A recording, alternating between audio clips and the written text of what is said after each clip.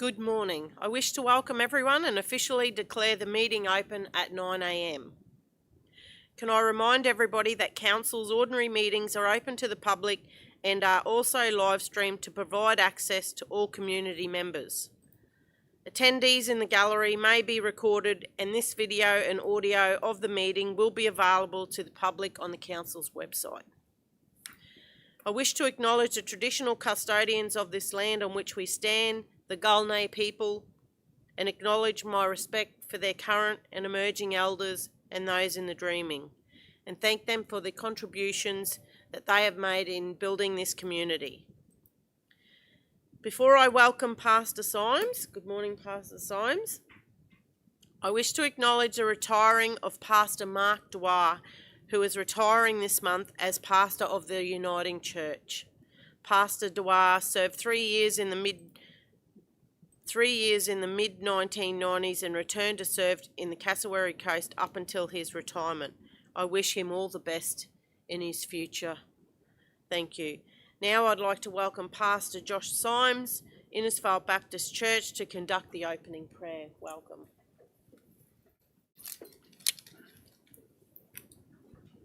Thank you, Mayor, councillors and community. I'd like to just share a verse before I do pray. This is from Isaiah chapter 5, verse 20 and 21. It's a passage that Isaiah is warning the people of his day. And he says, "Woe to those who call evil good and good evil, who put darkness for light and light for darkness, who put bitter for sweet and sweet for bitter. Woe to those who are wise in their own eyes and shrewd in their own sight." My prayer for you guys today will be that you'll know the difference between good and evil and have the discernment to make wise decisions. So let's pray. Father God, we come before you as Almighty, Ruler, Creator of heaven and earth. All things belong to you and are yours. And Father, so we give you thanks. And we thank you, Father, for the community that we have and for the councillors and the council who serves the community. We pray as they discern decision-making processes that they'll discern what is good and be able to make the discernment between good and evil, good and right and wrong, to serve our community in the best way possible. And Father, I pray, Lord, that you'll give them one mind in their decision-making and that they agree for what's best for our community. Father God, we also want to pray for this weekend, the Tully Show. We pray your mercies and grace for fine weather, that the community might enjoy that time together of celebration and thanks and just fun together, time out, Lord. So we just bring this meeting before you, ask your guiding and leading and blessing on all those who serve. Amen.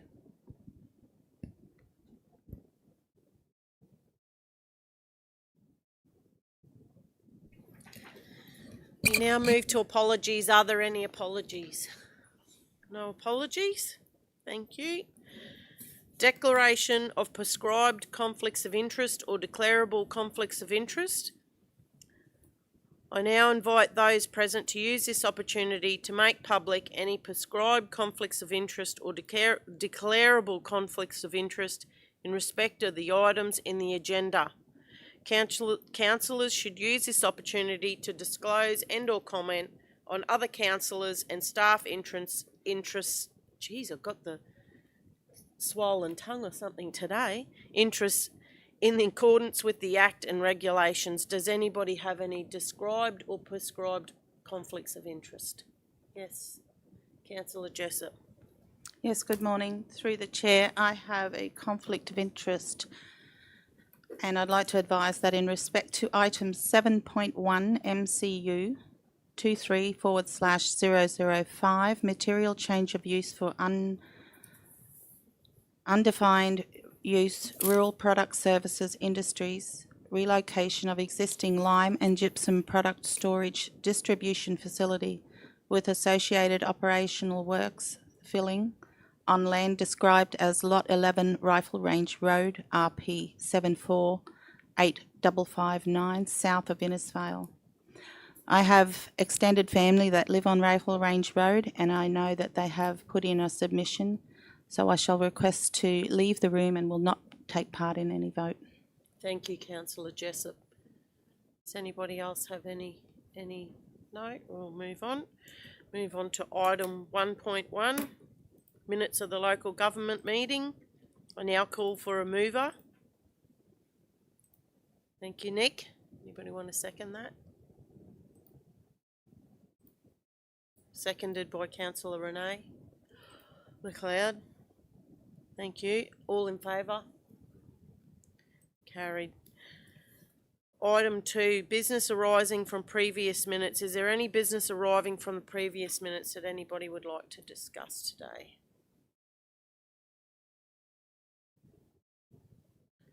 No? So we have somebody want to...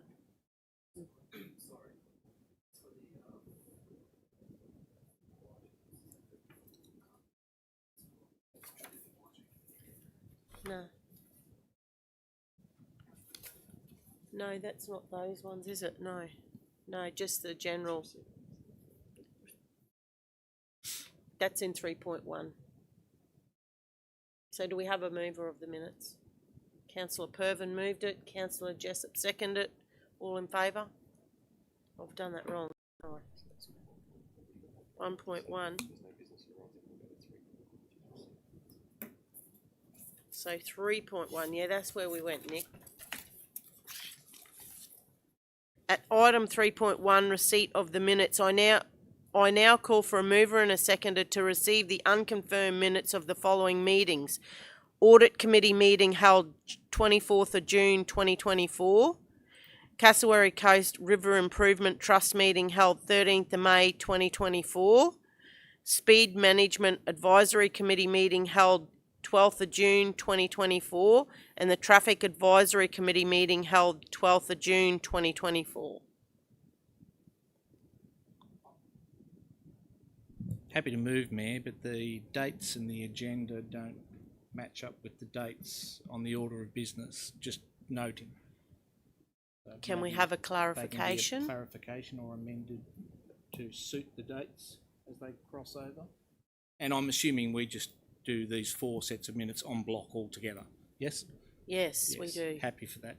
Still happy to move. So moved by Councillor Baines, seconded by Councillor Chewy. All in favour? So I have actually some questions on that. Mm-hmm. Was that a question, Councillor Pervin? Yeah, it is. I'm the same as yourself, Chair. Just a question on some of those minutes, from the meetings.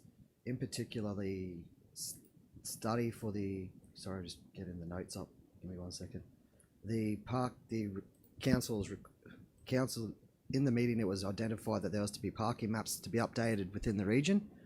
I was just wondering if there's any update on that. If Mr. Goodman, you could speak, if you know anything, or if you could come back with us with some further information. Through the chair, I know that sitting through our local laws teams, that process has commenced, but that'll come to council to consider those maps and to consider the time parking across our CBD areas. So there's some draft maps prepared for Tully and Innisfail at this stage. Okay, no worries, just asking because constantly fielding some inquiries from residents, in particular certain areas in Innisfail, that's all. So further to that, does that include the actual times? Are we clarifying like the parking times in those maps, or? Through the chair, yeah, absolutely. So mapping parking, but also then workshopping with council around the timing of parking across those CBDs to better suit the use of some of those CBD locations. Okay. I also had Cassowary Coast River Trust. Has any decision been made in relation to the works on the drainage at Silkwood or Marillion and the Cowley Creek Road washout in relation to that meeting? It was in the minutes.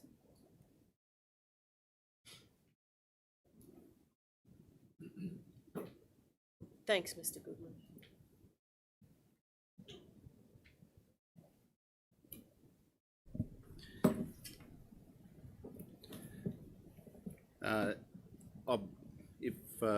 Through the chair, if I'm responding to the wrong question, apologies. But the with regard the works on drainage, in particular around Marillion and Silkwood, the funding for that is still not approved by the Queensland Reconstruction Authority. We have an application in that for Cat D funding. There's some further clarification sought by the QRA. We just need to work through that process with them. And with regard, Cowley Creek Road, is it the question? Yeah. No, so we have received a report from Geotech engineers. We will need, it's a preliminary report, and we've got some guidance there on management of that that slip, that issue with the loss of shoulder on Cowley Creek Road. Essentially, it's confirmed that the actions council taken to date in terms of one lane only on that road and shifting traffic away from the edge of the road is highly appropriate, and we'll continue to do that while we wait for the detailed Geotech report, which will provide with recommendations for repair. Okay. Also, Cassowary Coast Speed Management Advisory Committee, agenda item 2, Silkwood vehicle activated signs, the locations, like, are they, so they are considering putting them there, I take from what I read? I'll just have to, yes, that's wasn't at the meeting, but that's my reading of the I was on leave at that meeting. Sorry. No, that's okay. But yeah, that's my reading of the minutes as well. Okay, and then there was one more, the Cassowary Coast Traffic Advisory Committee, page 2, walking network plan, Tully. Can you confirm the location of the pedestrian island? Because I remember there was conversations about it being near the police station, but we did have conversations that we thought it would be better closer to the school. So I just wondered if there was any more conversations on that. Through the chair, the funding for that project was given a broader frame, which was Bryant Street, so not specific to any one location on Bryant Street while we work through that process with the TAC. Okay, thank you. Just through the chair, just back to Mr. Graff and the response there for the parking. Any rough time frame when the draft might come to council for us to have a look at and have an opinion of it? Any sort of rough time? Looking at the agenda for the August workshop, and we've got a number of councillors that are attending the Coastal Council Forum down in Townsville that week. We've condensed that agenda, so likely that we'll see that come into the September council workshop to consider. But following that, yeah, we shouldn't take long to get that back to you. Thank you. Councillor Baines. Thank you, Chair. Just to follow up on your questions around the River Improvement Trust minutes. The River Improvement Trust engineer, the chair, and a couple of board members have been on site and looked at the drainage works in particular. Mr. Goodman's already stated that the funding has not been approved yet, and although there's been preliminary discussions with the trust also aren't guaranteed to be the contractor who does this work. Yeah. But our engineer has been on site. We're building some scope, and we'll look at those projects as we move forward. So just to, especially I suppose for the residents in those areas, we've been on site, we've had a look. I understand process is process, and sometimes it gets frustrating. Yes. But yeah, it's there and it's happening, so that's good. Yeah. All right, thank you. Sorry, through the chair, just seeking some clarity. The earlier comment around the dates on the minutes, can you just clarify what the concern was, Council? on the agenda cover sheet. Should be Cassowary Coast. Committee 24th of the 6th, and in here it's the audit committee 12th of June. 6th. So it's just from the cover sheet. So it's the cover sheet to the agenda that's been distributed. So 24th of the 6th rather than the 12th of the 6th, the audit committee. Right, so minutes are right. we'll cross check that. So just to confirm, yeah, the recommendation is, yeah, this CCRIT is 13th of May 2024, the Audit Committee 12th of June 2024, SMAC 12th of June 2024, and the TAC. It's 24th of June for the audit. That's all right. Yeah. All good. That's only ours, yeah, so it's external. Councillor Purvis. Chair, just to answer your question there, I was present at the Speed Advisory and the Traffic Advisory Committee meeting, and just about the vehicle, the little illumination lights, yeah, it was raised with TMR because it is on all TMR roads. They are removable. They will look at those potential places that were put forward to have them instated in those areas. It's not a 5-minute job. I did ask that question. But they will do a bit of a traffic count there before installing them in certain areas. But there was a couple of places raised. I know Silkwood was one and River Avenue, and TMR will get back in contact with council if and when this can happen. Very good. Thank you. Thank you very much. We'll move on to item 4, notice of motion. You didn't vote on that. Need to move for a We second. did, didn't we? Yes, we did. You got it? We did. We did, and then, yep.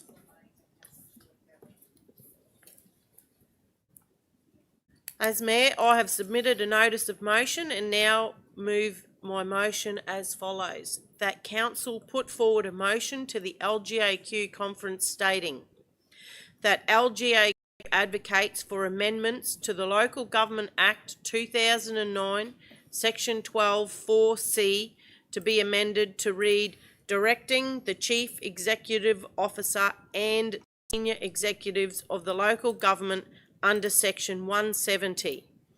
And Section 170 be amended to read, the Mayor may give a direction to the Chief Executive Officer and senior executives.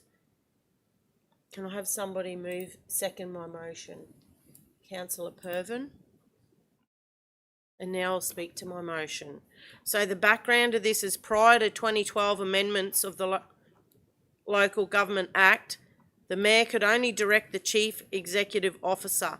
That power was extended between 2012 and 2019 to include the Mayor having power to direct senior executive officers. However, since 30th of October 2019, the mayoral power of direction has again been lifted to the power to only direct the CEO. So that's the logic behind it. Thank you, through the chair. Just a question, possibly for the CEO. Do we know why that was changed in 19? No, not specifically. They can give you a response to. I believe it was something to do with Political. the state or, Okay. yeah. And can just clarify for the public, what sort of directions might that include? If you could give an example of. I think, through the chair, the legislation's fairly clear that the mayor can only direct something that is within budget or a resolution of council. So Yeah. Yeah. No, so we've had a mover, had a seconder. All in favour? Carried. Okay, go back here now.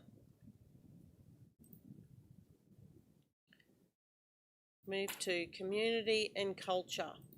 Go to 5.1, First Nations People Advisory Committee, and Miss Knoll will present. Good morning, how are you? Thank you. Good morning, councillors. Mic on. I'm back on track. I got lost because all the numbers were all a bit round the wrong way, but that's okay. Thank you, Mayor. Council is asked to consider the establishment of a First Nations Peoples Advisory Committee. The Advisory Committee is part of Council's reconciliation journey in accordance with the CCRC 2023-2025 Innovate Reconciliation Action Plan, or RAP, where Council understands and respects the histories and cultures of Aboriginal and Torres Strait Islander peoples. The primary purpose of the Advisory Committee is to contribute to the development, implementation, monitoring and reporting of the Cassowary Coast Regional Council's Reconciliation Action Plan, provide advice to Council on matters relating to First Nations peoples within the local government area, that's the Cassowary Coast Regional Council local government area, provide advice to Council on relevant strategic and policy matters. The guiding principles of the 2023-2025 Innovate Reconciliation Action Plan will apply to this committee. The Advisory Committee is proposed in accordance with Section 264 of the Local Government Regulations 2012. Membership will be appointed by Council in accordance with the terms of reference of the committee. The committee has no delegated authority. That is, the committee does not have the authority to make decisions on behalf of Council. Membership of the committee will be appointed by council in accordance with the terms of reference, and members must be able to demonstrate strong community links with a commitment to sensitively representing First Nations peoples within the Cassowary Coast local government area. Members will comprise traditional owners and custodians from registered native title bodies corporate or RNTBCs or Aboriginal corporations within the Cassowary Coast local government area. Each organisation or entity will have one nominated representative with a maximum of 7 committee members. 2 committee members from other First Nations community members being recognised elders and or Torres Strait Islander community leaders. 3, a total of 5 First Nations community members from sectors including education, family, health and wellbeing and community services, safety, economy, arts and culture and environment. The chair of the proposed advisory committee will be the portfolio councillor. The deputy chair will be the mayor or their delegate. Consultation has been carried out in the development of the terms of reference, and there has been internal consultation and engagement. It has been undertaken through council's RAP committee with council's leadership, including executive and senior leadership team members. Consultation has also been undertaken with Girigan Aboriginal Corporation, Mamu RNTBC, and this initiative came about through discussions with Girigan Aboriginal Corporation late last year. So the officer recommendation for council consideration is that council adopt the Cassowary Coast Regional Council First Nations Peoples Advisory Committee Terms of Reference presented with this report, invite applications for membership in accordance with the Advisory Committee Terms of Reference, and thank the Cassowary Coast Regional Council Reconciliation Action Plan Committee for their progressing this initiative. Thank you. Thank you. Yes, Councillor Baines. Thank you, Madam Mayor. I'm very happy to move this motion, but a few comments as we go towards this. I think this is a great step forward in our reconciliation journey now that we're now working in our second piece of the Reconciliation Action Plan and working towards our third. It's the importance of this piece, I think, is that broader representation of First Nations peoples within the Cassowary Coast region. We understand that all First Nation peoples within this region aren't necessarily traditional custodians. So taking it out into that broader group, I think, is a great piece of work. And I just wanted to ask a question around, so there'll be expressions of interest that'll be opened up to allow people to then apply. Through the chair, yes, we will have expressions of interest, Okay. as in accordance with the terms of reference. Yep. Yeah, no. So again, stand by. I'm very happy to move the motion. Thank you, through the chair. Ms Noel, you did say, and I'm reading from the report, recommendations arising from the minutes and recorded in the minutes meeting requiring council action will be put to an ordinary meeting for council for consideration. So while there is no decision making within the actual meeting, ideas and plans can be put forward to bring to council. So that is the consideration of the group. That's because sometimes I think people sit in a room and discuss and nothing eventuates. So there is a plan that this group can meet, put ideas forward, and then it comes to council.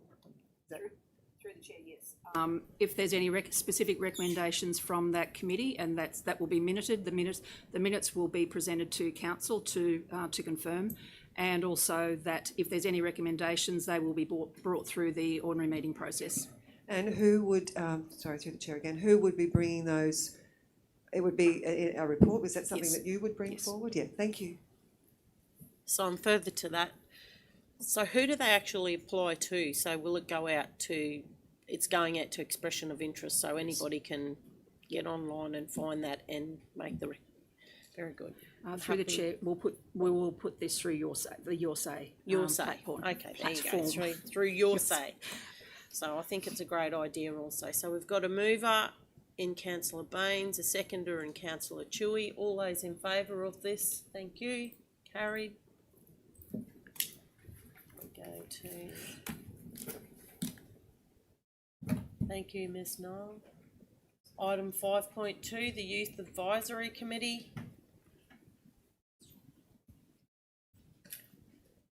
This will be presented by Ms Sabello.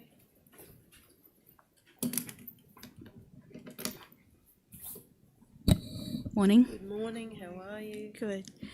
So Cassowary Coast Regional Council endorsed to the Youth Advisory Committee at the local government meeting on the 15th December 2022. The Youth Advisory Committee meets regularly and has contributed to council projects and initiatives such as the Regional University Study Hub and the annual Cassowary Coast Careers Day. So at the moment we are seeking expressions of interest for 6 vacancies. We will also be working on a Youth Action Committee action plan. The committee meet regularly to discuss matters of relevance to the young people in the Cassowary Coast. Due to the nature of the committee members, meetings are kept informal with notes rather than minutes, forming a record of the meeting. The meeting notes from the 29th of February 2024 to the 30th of May 2024 are presented for council for noting. So the recommendation is that council receive and note the Cassowary Coast Youth Advisory Committee meeting notes from the committee meetings held the 29th of February 2024 and the 30th of May 2024, and thank the Youth Advisory Committee members for their contributions. Councillor Chewy, yep. Moving it, yes. Have a seconder. Councillor McLeod. So I've got more of a comment. All those in favour? Councillor Chewy wants to pose a question. Yeah, thank you, Ms Sabella. I'm just reading the report, and it's great that this initiative has happened, and I do urge young people, or if those listening, if your children or grandchildren are interested in becoming part of this, it's a really important voice to be part of our community. We need to know what our young people are wanting. We want them to stay in the area. We want them to stay strong and be a voice in our area. So please participate. I did read the report and I do the notes from the meetings, and I just want the committee to know that we are listening, and we do feel that they are a strong voice, and I hope that they understand that. I'm glad that it's an informal meeting, because sometimes that can be caught up in bureaucracy and everything like that. But I'd love for them to come to the council meeting themselves and possibly present a report, or just participate as in the gallery or something like that, just so that they are not just names on a piece of paper, that they are a face behind. Thank you. Yes, and I also thank the ones that have been on there and have now left because of their old age. Oh my goodness. And their contributions are important. It's very important to hear from the youth in the community. They are the ones that are going to be here going forward. And I also, encourage them to come along, and I want them to feel that they are a part. So if they want to come and do a deputation or come in and do a presentation to us, it's more, we're happy for that to happen at any time. So, so that they do feel like they are being heard. So, yeah, I think it's a great thing. Thank you. Councillor Jessup. Yes, I'm really in favour of that as well, through the chair. I think that the youth, they are the next councillors, they are the next people running the country. So give them all the help that they can have. And I think this is a really great initiative, and very happy if they could attend the meetings and find out what happens and the processes. So lovely. Councillor Baines. Thank you, Chair. I think an important part as well, and maybe I have only attended one meeting and I haven't been to them all, but maybe a reporting back about how integral they were to the rush process, how integral their input has been into the master plans and the walking path strategies and those sorts of ideas. Maybe they just are not getting the information back about what is being received and what we are doing with it. And it probably will also be an essential piece that will roll back to the First Nations Committee at the same time. They're doing the work, they're putting recommendations forward. They need a bit of feedback from us around how we're dealing with those plans and suggestions, whether that becomes an agenda piece at the meetings. I know you're trying to keep them a little bit informal, but it makes you feel like when you're putting in, this is what's coming back out of it, or here are the results. Yeah, certainly, and through the chair, those items can be part of the deliverables in the new action plan moving forward. Through the chair, it is a new advisory committee and one that needs to remain agile. But like you said, I think the maturity of the group that we brought together probably was surprising. I think we came in waiting to hear about wanting splash pads and skate parks, and we heard about a regional university study hub, and I think they should be very proud of putting that on agenda for council and how quickly council have now got a partnership with VPG and Innisfail to deliver that. Is that open?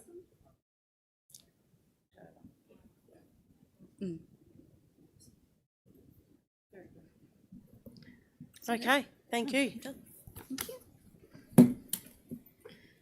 We move to 5.3, page 151, Cassowary Coast Regional Council 128th Annual Local Government Association of Queens. Oh, we didn't. I thought we did. Sorry.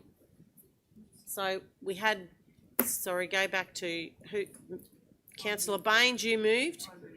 Councillor Chewy moved, and Councillor McLeod seconded.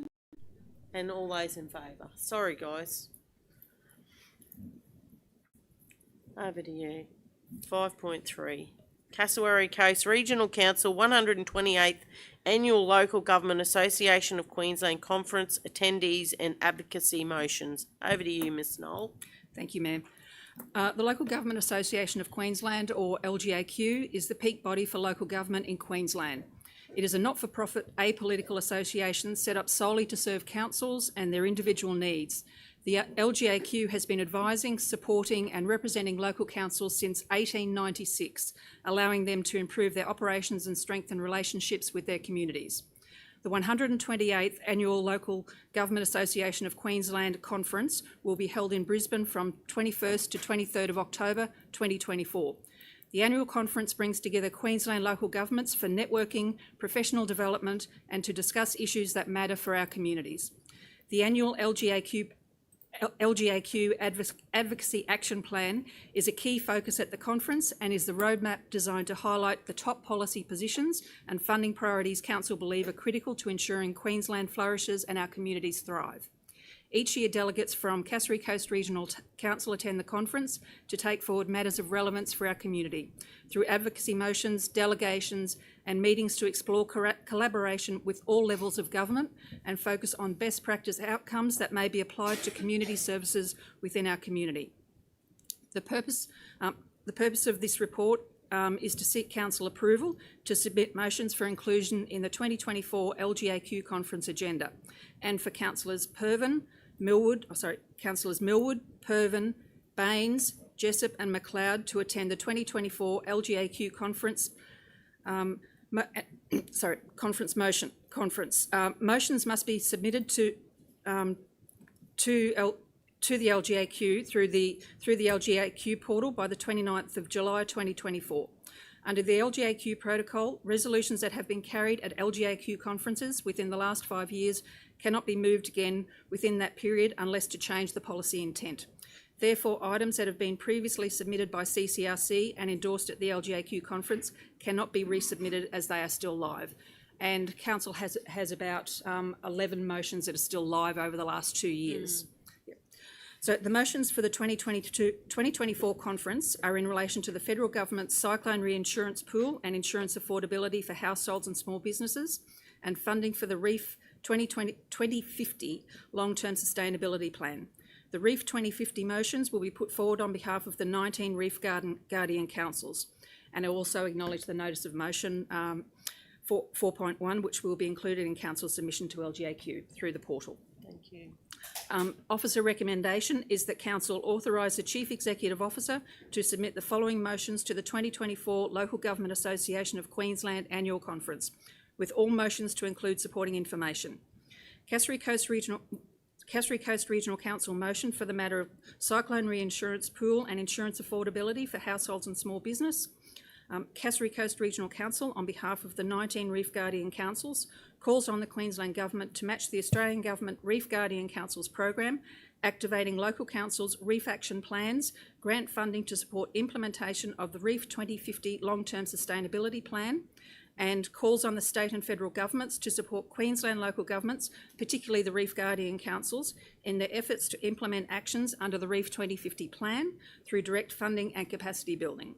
And 2, approve the attendance of Councillors Millwood, Purvin, Baines, Jessup and McLeod to attend the 128th Annual Local Government Association of Queensland Conference, which will be held in Brisbane from 21st to 23rd of October 2024, and that the registration, travel and accommodation costs be allocated from the Councillors' Conference 2024-2025 operational budget allocation. Thank you. Any questions? Councillor Chewy's moved it. Councillor Baines? Happy to second. With a comment, with your indulgence. Sure. This is the very first time that Reef Guardian Councils as a group have put forward motions to the Local Government Association Conference. The LGAQ, sorry for all the acronyms, the LGAQ and the Reef Guardian Councils have now signed an MOU, so they are working very closely together. LGAQ has a Reef Councils organisation that we're working very strongly with at the same time. I have the distinct pleasure of being the chair of Reef Guardian Councils at a state level, so I'm very proud that Cassowary Coast Regional Council has taken the brave step to put these forward, sponsoring these motions to the LGAQ conference, and I thank the councillors in the room for supporting us in this space, because the works in this space, especially now around the Reef Guardian Council's fundings that have come through from the federal government, are recognising that local government are the greatest method for getting actions on ground, because we are the closest to the communities, we live in the communities, and if the funding decisions are made on the ground where we are going to give the federal government quantifiable results towards the actions that have come forward over this 3 years, and hopefully into the future post these 3 years, once local government shows that we can give quantifiable results on the ground to meet their targets for the 2050 plan. So very happy. So correct me if I'm wrong, but I'm thinking that some of that funding was put towards the studies that were done on Grenadilla Road. Is that right? No, the Grenadilla Road funding came through LGAQ, and we've done a study on that. Council have moved towards, in our first year program was a hotspot program about runoff off the roads. There's been some great results, and once they're confirmed, we'll be able to share them. And it is going to exhibit how well this investment will show in the results, will come forward. As a Reef Guardian program with the 19 councils, there's 44 separate projects that are rolling in this space, and it's everywhere from whether it be road runoff, environmental pests causing runoff, climate change initiatives, so a lot of solar work. There's some great stuff coming forward. Absolutely. And I'll make sure that we get, post the council, Coastal Leaders Conference. Coastal Leaders, rightio. With your indulgence, I'll bring a report back on where we're sitting, but it's been very well received. And again, I thank the councillors and the council for leading this, because we are Cassowary Coast Regional Council, again, punching above its weight as the beating heart of the wet tropics and the birthplace of the Great Barrier Reef. Thanks for that, Councillor Baines. All right, so all in favour of that? Carried. Good. Thank you. We move on to 5.4, page 165, Local Housing Action Plan 2024-2029, and Ms Hack will present. Thank you. Thank you. Good morning. How are you? I'm well, thank you for asking. Good. I'm here to present the Local Housing Action Plan, or LHAP, 2024 to 2025 for consideration of Council. The Local Housing Action Plan, or LHAP, has been developed through a joint initiative involving the Queensland Government, Cassowary Coast Regional Council, the LGAQ and their direct contractors, and key community stakeholders to respond to a range of housing challenges in the Cassowary Coast region. The LHAP identifies 4 focus areas and 32 actions targeted to address significant housing challenges in the region via partnerships, advocacy, or delivery. The focus areas identified for the Cassowary Coast region are housing supply and housing diversity, housing to support the local workforce, housing for First Nations, people with disability and an older population, and social and affordable housing. Some key measures for the plan include to conduct a Cassowary Coast Regional Council key worker housing needs assessment and then develop a key worker housing strategy for a 10-year plan for the region, and to undertake divestment of council-owned and managed community housing properties to facilitate continued community housing stock to be available and managed by the Queensland Government or registered housing providers in the region. The plan includes a strong advocacy position of council on matters such as the delivery of housing for those in need in the region, especially the projects already put forward by state and local registered housing providers for available financial assistance, and improved communication and collaboration between relevant state government and stakeholders, such as local government and the registered housing providers. Engagement has been taken with internal and external stakeholders in the development of the LHAP, which is put before council for consideration. And the recommendation is that council adopt and implement the Cassowary Coast Regional Council Local Housing Action Plan, or LHAP, 2024 to 2029, and to thank all stakeholders for their contribution towards development of the Local Housing Action Plan 2024 to 2029.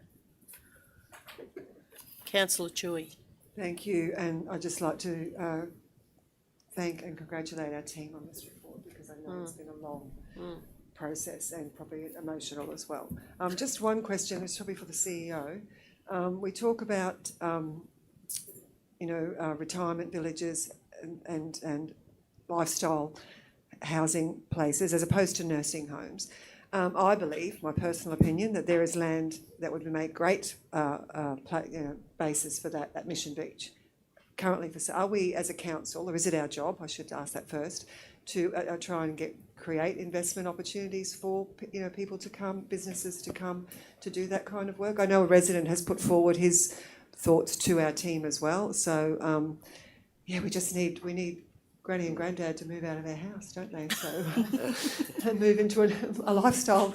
Well, potentially me. Hello. My kids have left. So so that's my question. Is it our job? And if it is, or if it's not, how do we entice people to invest in our area for that purpose? Thank you.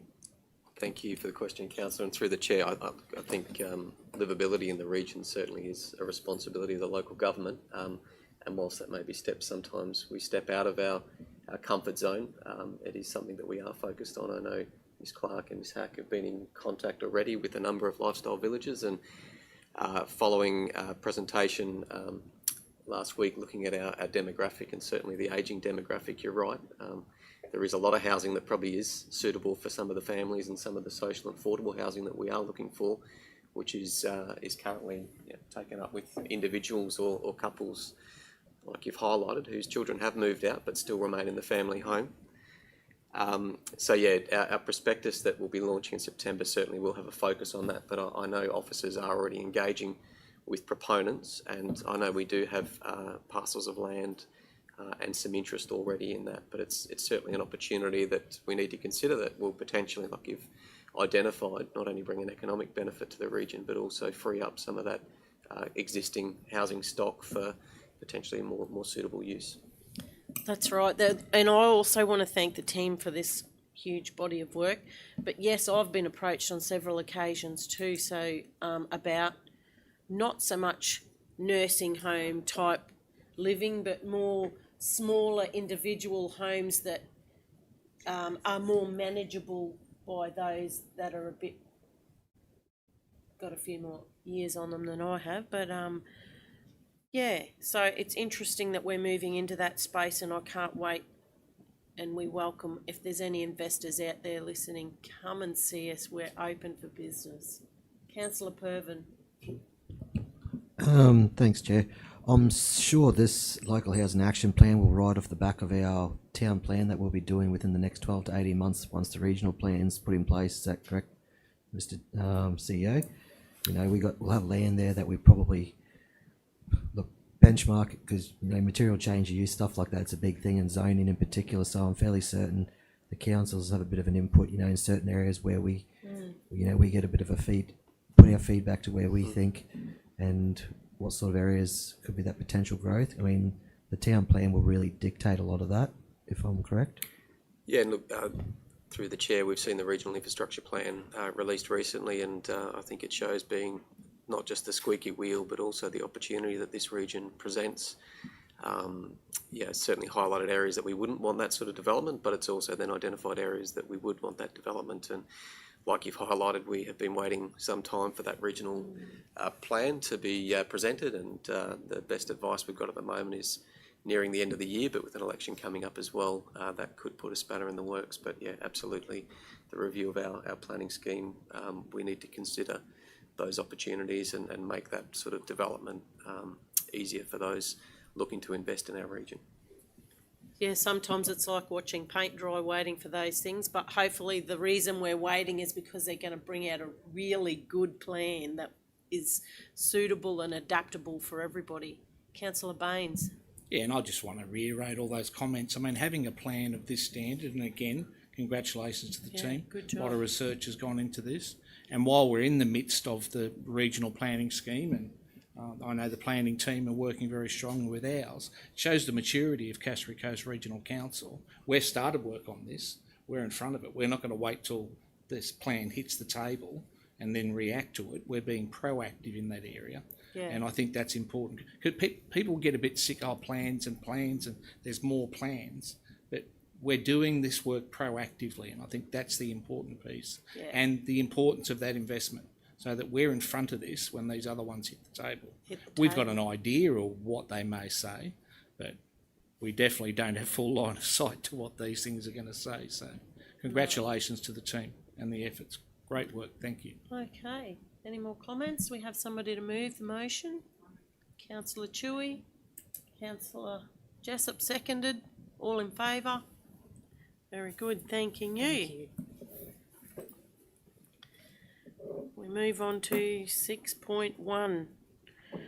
2024-2025 Forward Procurement Plan. Mr. McKevitt. Good morning, everyone. Mr. McKevitt. Ready? So I'm here today to present the 24-25 Annual Forward Procurement Plan. Bit of an exec summary of that is this report is to highlight Council's commitment to continuous improvement in its procurement policy and processes. That's going to be maintained through the adoption of an annual forward procurement plan. The main objective behind the forward procurement plan is to establish greater oversight and a structured approach to procurement planning across the business that really aligns with Council's strategic goals, maximises the efficiency in those processes, and promotes economic opportunities for our local suppliers. I think further to that, this plan really promotes the transparency, accountability, and better value for money outcomes in our procurement activities. So on the plan that's attached, there's 85 significant procurement activities. I think it's important to note that that's not exhaustive, and it will be dynamic as we see needs in the business and as our operational requirements change. And an important note is this will be publicly available via the council website. And that gives visibility to our local suppliers and even regional suppliers who might want to tender for that work. So the recommendation of this report is that Council receive and note the 24-25 Forward Procurement Plan and approve the publication of the Forward Procurement Plan to support increased transparency, raise local supplier awareness, and an opportunity for participation in Council tenders. I was just going to say I'll move this because I'm so impressed with this, and to see this new way forward and having all of this procurement plan out there for everybody to have a look at. I think this is an amazing idea, so credit to you all for doing that. So yeah, I'll move that. Councillor Chewy. Happy to second. Just, Mr McKevitt, how quickly will this be made public, and upon publication, what do people do if they want to be part of Those activities. those activities? Yeah, what is the process, please? Thanks, Councillor Trudy, for the question. Through the chair, the procurement plan will be live as soon as it's been adopted, and we will be attaching our procurement email address to that plan on a link. So if they want to register interest in any of those activities, we'll keep a note of that, and then when they do go live eventually, we can let them know. Sorry, we also have sessions on that too about how to go about that, don't we? Yeah, so we do have doing business with council sessions. The dates of those will be available on that same page where we do education on local government procurement processes, but also on the forward procurement plan and any bigger tenders that are going out to market. Sure, and they can always ring customer service if they don't know how to find it. Correct. Any other questions? All in favour? Carried, thank you. Thank you very much. 6.2, page 194, monthly interim financial report. And we have Miss Peters. Good morning, how are you? Good morning all. Here today to present the monthly interim financial performance report for June 2024. I will just caveat this saying this is not our final year results for the full financial year. This will be confirmed as part of our financial statements. Financial performance highlights include the following. So operational revenue year to date is $90.4 million, which is less than budget by $6.3 million. So we have achieved 93% of what we thought we would achieve within the 23-24 financial year. Operational expenditure year to date is $97.3 million, which is greater than budget by $59,000. This results in an operational deficit of $6.9 million. The unfavourable variance, and I'll touch on it a little bit more detail in a second, but the unfavourable variance of $6.4 million against budget is largely as a result of a delay in the payment of the financial assistance grant from the Commonwealth Government, which affects all local governments across Australia. Total capital expenditure, including commitments, represents 118% of our total $67.4 million budget, and our end-of-month cash balance is $61.3 million. All right, just to go into a little bit more detail on the operating grants and contributions, which has severely affected our results for the end of this financial year. So our operating grants and contributions are less than budget by $7.4 million. Partly due to two reasons. So the main reason, as I've already touched on, is that financial assistance grant. So we were due to receive, or we were forecasting to receive 96% of that financial assistance grant as a prepayment in the 23-24 financial year. This is in line with what's happened in prior years. However, Council didn't receive notification until the 28th of June, which is our last working day, and then we received payment on the 2nd of July for the 24-25 within the 24-25 financial year. This has left a funding gap of $6.1 million in Council's 23-24 financial statements. Officers have highlighted this risk throughout the financial year and will continue to advocate through LGAQ to confirm clarity on the timing of the financial assistance grant moving forward. The other part of this is Council was due to, had budgeted to receive $1.5 million of funding for the 1 Mile Creek dredging project. This has been delayed, so the funding and the expenditure, so an in and out there, is not within the 23-24 results. Offsetting the lower revenue than we expected, we've got the higher interest, as we've seen throughout the financial year. So we have received, or achieved, I should say, $1.3 million greater interest than what we thought we would. Council currently has $15 million invested in fixed-term investments as part of, or in line with Council's investment policy. So that's largely revenue summary. Moving into expenditure. Our employee expenses are under budget by $43,000, largely due to vacant positions across the organisation, which is then offset by higher than forecast spend in our contract labour. Whilst the key areas of overspend in our contract labour are actually seeing savings in our employee expenditure, there are a couple of other areas in the business that we are overspending in employee expenditure, which is a result of timing differences of when we've engaged certain employees or a smaller percentage of their time being allocated to capital than what we thought. So in our contract labour, within this report, I've tried to split out contract labour and then our apprentices and trainees. So you'll see two different tables within the report that are new. We are over budget by $821,000 due to the backfill of critical roles and then additional pay rates for our apprentices and trainees. Just to highlight, I know this is a large overspend which we've seen throughout the year. Processes have been implemented in relation to engagement and extension of contract labour for the 24-25 year. So there is processes and controls included within going forward, or a tightening of those controls. Moving on to materials and services, under budget by $713,000, partly due to that 1 Mile Creeks. We've underspent due to 1 Mile Creek, related to the revenue I spoke about earlier, and then this is offset by overspend in our waste and resource recovery, partially related to some of the flooding we saw earlier in the year. Capital Works, I've got a report, the next report is about Capital Works, so I'll just quickly mention a couple of the highlights. As at 30th of June 2024, we'd spent $46 million of the $62.3 million capital budget, which represents 74% of the total budget, or inclusive of commitments, it's 118% of the total capital budget. You'll notice 118% and think, well, how have we gone over budget on our capital? Programmes that are over budget within the table are mainly over budget due to contract commitments raised for projects which are then adopted as part of the 24-25 budget. So we didn't overspend in these areas, it's part of the next year's budget. These include Calendar Park, Mission Beach, CBD revitalisation, and the construction of the sewer rise in Main between Charles Street to Ash Street in Innisfail. Interim investment, as I spoke about earlier, cash balance is currently $61.4 million, with $15 million invested in fixed term investments.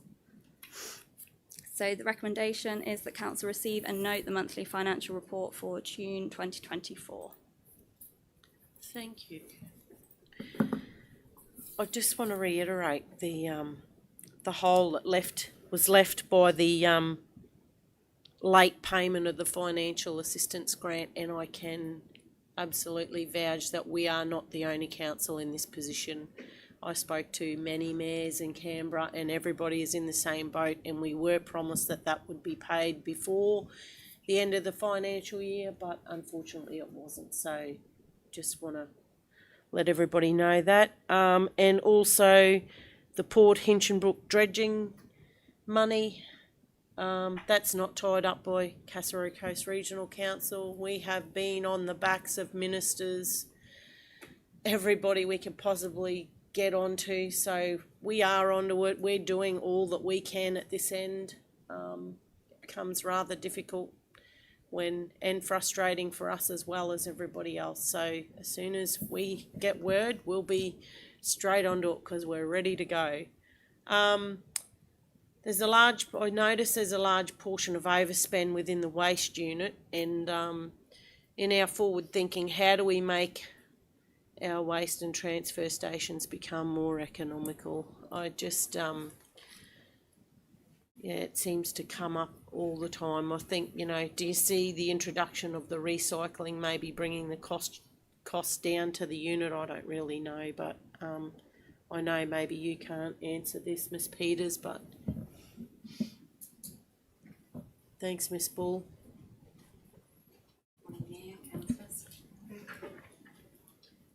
So there's a couple of parts to your question there, Mayor. There is, sorry. No, that's okay. We'll break it down into the first component. So if we talk about our waste transfer stations, one of the components that the Waste and Resource Recovery team are working on this year is the formulation of a strategy that will come to Council. Part of that strategy is split into 3 areas. So our curbside collection, our transfer station operations, and our landfill. You are right that they all are connected. So in late March 25, we'll see the introduction of curbside recycling. That will be another area that we can divert waste from landfill, so that will take down some of the costs. As for transfer station operations, we'll be looking to come to council with some recommendations around transfer station operations later this year as part of that strategy. With the current overspend that we've been talking about in relation to permanent staff versus contract staff, there's a component where we do have a fixed minimum operating cost that relates to safety and the ability to operate our transfer stations. Unlike in other areas, if someone's away sick, we can't call on additional staff or just spread that across existing staff. So we do have contract labour that will always form a part of that relationship. However, as we start to stabilise and understand what our operating requirements are, we will see a reduction. We won't entirely eliminate that contract labour. There is also a couple of capital projects relating to landfill that will see a reduction in contractors. So in terms of those civil works that we've been undertaking as Make Good and Make Safe following TC Jasper. So sometimes we understand all that, but the community doesn't understand what's involved in rubbish, the removal of rubbish, how we Much more treat complex. it. Yeah, no. So anyway, thank you. No problem. Councillor Chewy. Through the chair, just to highlight too that we have got the waste strategy in our operational plan this year, so that strategy is going to provide that short to medium term focus and some challenging conversations around service delivery. Like you said, we need to continue to make our waste charges sustainable for the community and deliver a level of service that's also that our community accepts. So there will be some work in that space as we move forward, and I think also that the advocacy. Also the advocacy in that space and meeting with the Minister. I think one of the frustrations that our Waste Department has had is the lack of clarity around ongoing funding. So the local government Levy Ready Fund, no future focus and clarity around when that will come back. I know the bin harmonisation has kind of taken a step back to also focus on local governments like ours that are just transitioning from what we termed dry waste to this commingled recycling. They've moved so far ahead to looking at FOGO and other options. So there's not a lot of state funding out there yet. We're working really hard to meet their targets. That's right, and they're pushing us to this timeline of 2050, and they're enforcing on us all of these regulations and new stipulations, but they're not forthcoming with any money, are they? No, and we will keep lobbying through yourself and through Councillor Jessup, who's our portfolio for waste and resource recovery, and obviously through the CEO. As we think funding may come available, we will be questioning all possible avenues. Thanks. Councillor Chewy. Thank you. Thank you. Thank you, Ms. Bull. Thank you. Yes, apologies. You talked about safety, and I don't like to call out bad behaviour, but that is the reason we have to have two people at some of the sites. Is it because of is it safety because of there's been some interaction with the public that has not been very kind, or is it safety within the plant and the facility itself? Thank you. Thanks, Councillor. Good question. It's actually multifaceted, so that is one component of it, and it was one of the catalysts for change. However, we don't like to have lone worker where possible. So yes, we are operating plant and equipment. Some of our sites are remote, which adds to the complexity if they are unable to seek help if they are injured. But yes, one of the initial components or drivers was around ensuring that our staff are able to deal with any incidences on site from the public. Thanks. Any further questions? Somebody want to move that? Councillor Jessup, seconded by Councillor McLeod. All those in favour? Thank you. Carried. Thank you. Move on to 6.3, Quarterly Capital Performance Report. Ms Peters will also present. Thank you. So this report, as I mentioned earlier, is the Quarterly Capital Performance Report as at the 30th of June 2024, and the budget commented in this report is as per Budget Review 3 adopted by Council on the 23rd of May 2024. Capital Performance Report highlights include the capital programme contains 365 projects as part of the 23-24 capital programme. And the capital program expenditure year to date is $73.4 million, equating to 118% of the $62.4 million budget.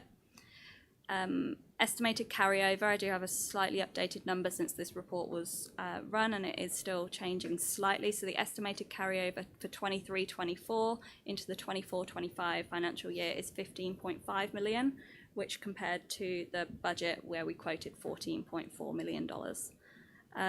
Just to go into a couple of highlights, again, like I said, programs are over budget in the capital works program, mainly due to contract commitments raised for the projects with construction budgets adopted in the 24-25 budget. And I mentioned those earlier, but again, Calendar Park, Mission Beach CBD revitalisation, and the construction of the sewer rise in Maine. So as at the 15th of July 2024, commitments raised for the budget were commitments raised for the 2024-25 budget were $29.6 million, which is approximately 36% of our 24-25 budget. So already we're only halfway or 3/4 of the way through July. We have committed to 36% of our spend, which is a really good position to be in. Yep.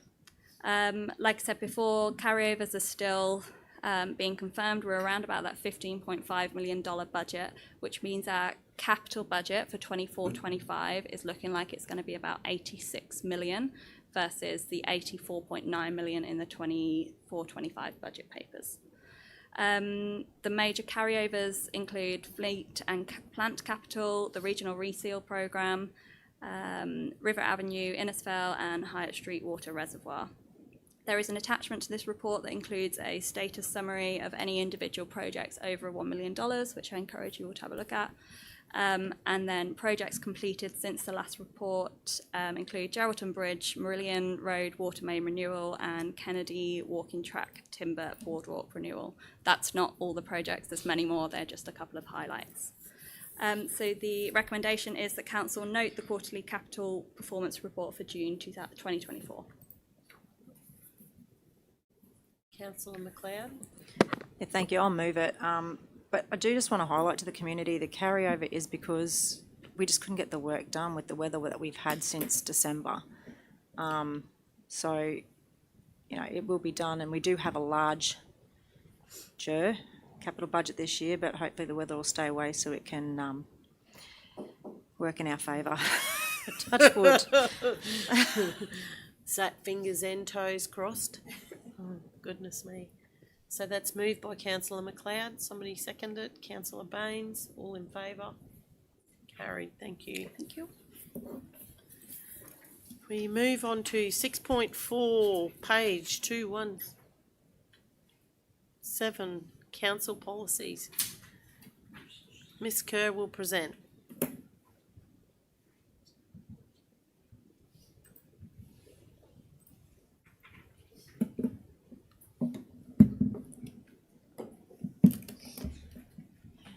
Good morning.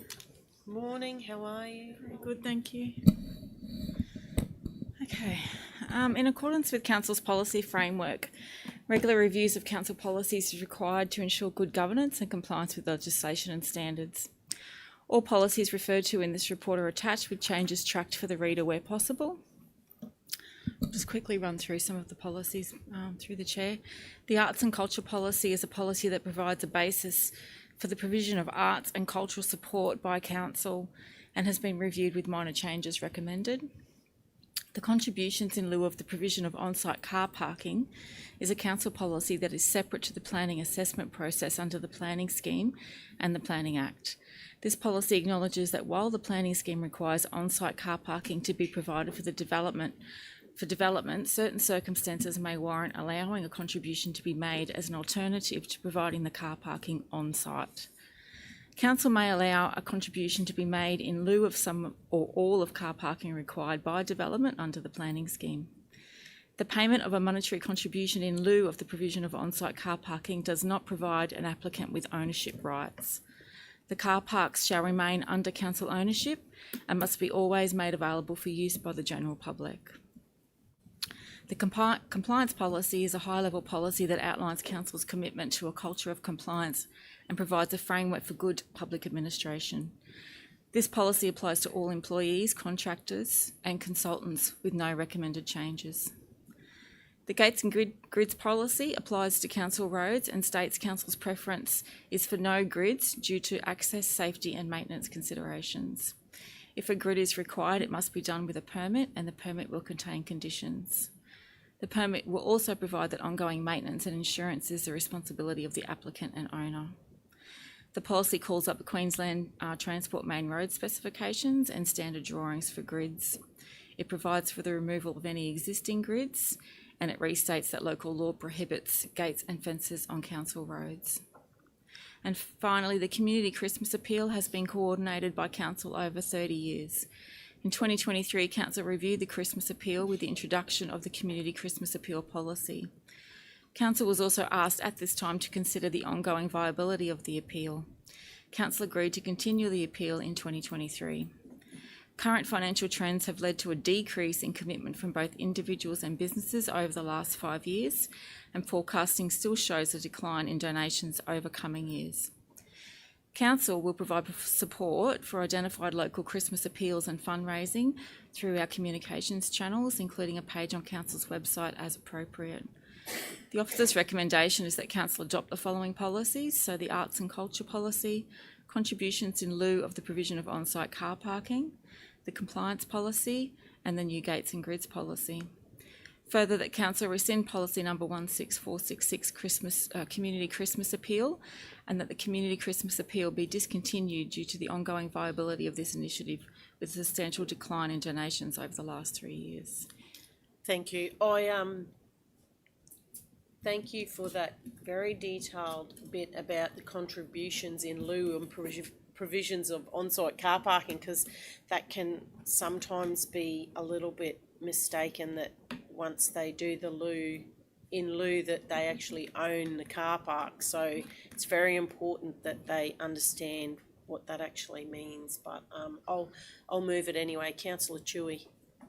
Thank you. Through the chair, just would like to take the time to acknowledge our staff for the work that they've done over the years with the Christmas Appeal. It has been a big role, and we thank all our members of our community that have very generously donated to the Christmas Appeal, which has gone out to help members, of our community in need. And just to remind people that though the council will not be having that, there are many, many other places that you can donate your time, goods or money, if you wish to be generous around Christmas time, because there are people out there who definitely need assistance from others. So thank you to everybody involved. Seconded by Councillor Chewy. All in favour?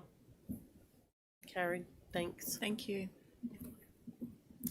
We move on to 6.5, page 244, Operational Plan 2023-2024 Quarterly Review.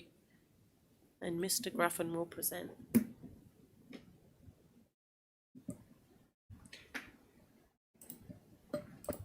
Thanks, Chair. Look, this report presents the Operational Plan 23-24 Quarterly Report for the fourth quarter.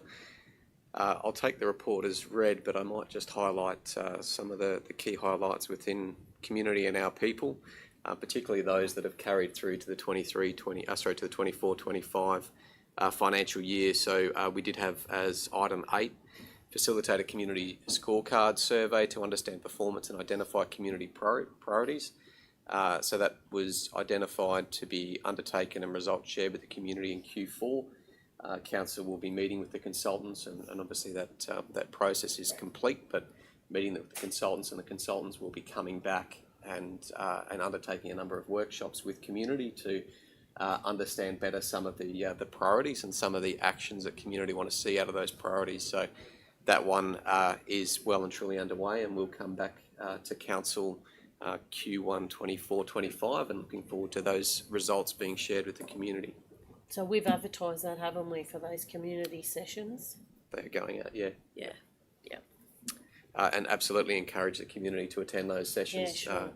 I think the outcome and the response was close to 2,338 individuals responded to that survey throughout the community, and we received over 130,000 words from those individuals to work through and consider as council look at their priorities. And not surprisingly, those priorities did change depending on the location of some of our community members.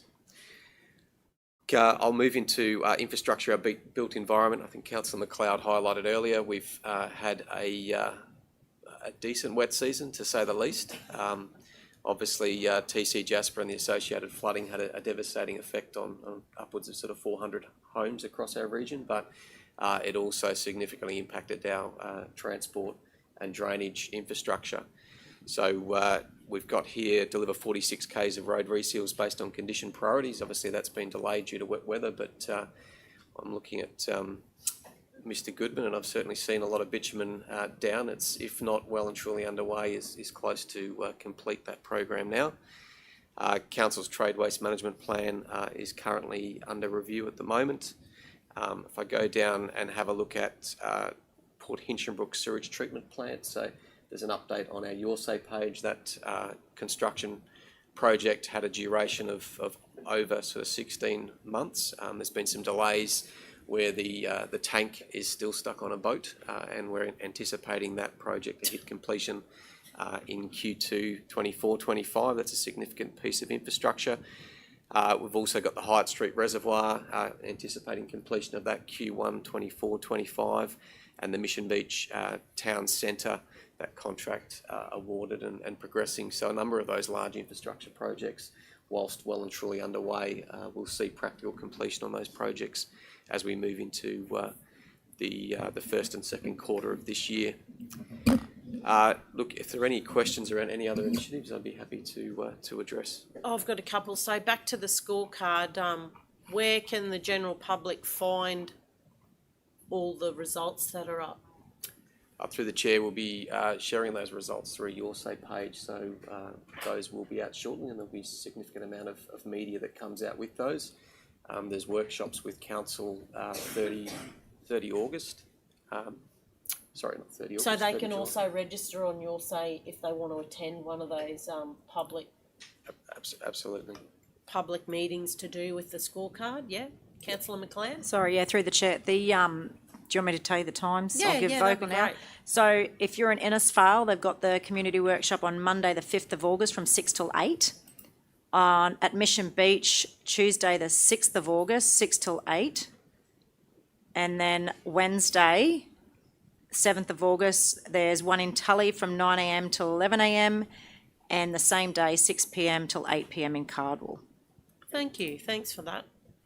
Okay, and also I had a question on Bowen Street. Where is that in the plan at the present time? Do we have some updates on that at all? Through the chair, look, for any of council's major projects, our Your Say page is probably the best source of information, and the update, or the most recent update on Bowen Street, council had allocated $300,000 in our 23-24 financial year, and that those funds were there to undertake some of the initial service relocations. So there's certainly some significant infrastructure that Telstra and NBN own, which often can be quite frustrating. Telstra and NBN often have infrastructure that isn't in to any relevant standard, but it's the responsibility of the developer to relocate that away from any work. So that work is underway, and I think our update there has August 2024 for some of those works to commence. So that also includes, we've got to pay for that, don't we? that $300,000 is going towards relocating those services, and then once those services are relocated, council can start to progress and look at the larger project. I think if you go on the Your Say page, you can have a look at the design. Obviously a significant piece of civil infrastructure. I think estimates somewhere between $4 to $5 million. So to be able to fund the delivery of the reconstruction and upgrade of Bowen Street, it will be a staged approach. So once we have identified and finalised some of those service relocations to make sure that the design is still fit for purpose, some timing around future considerations will be available. Thank you for that. Any further questions? Councillor Baines? Well, I'm not sure if it's a question or a comment. Chair, but Mr. Graffin spoke directly to the reseal program that we do on our bitumen roads, and I get a lot of comments at times that people come to us and say, well, why are you putting black stuff on a perfectly good road that's already there? But is it fair analogy? It's like doing maintenance on your brand new car. You know, if you didn't do any maintenance on it or look after it, so it's a piece about longevity.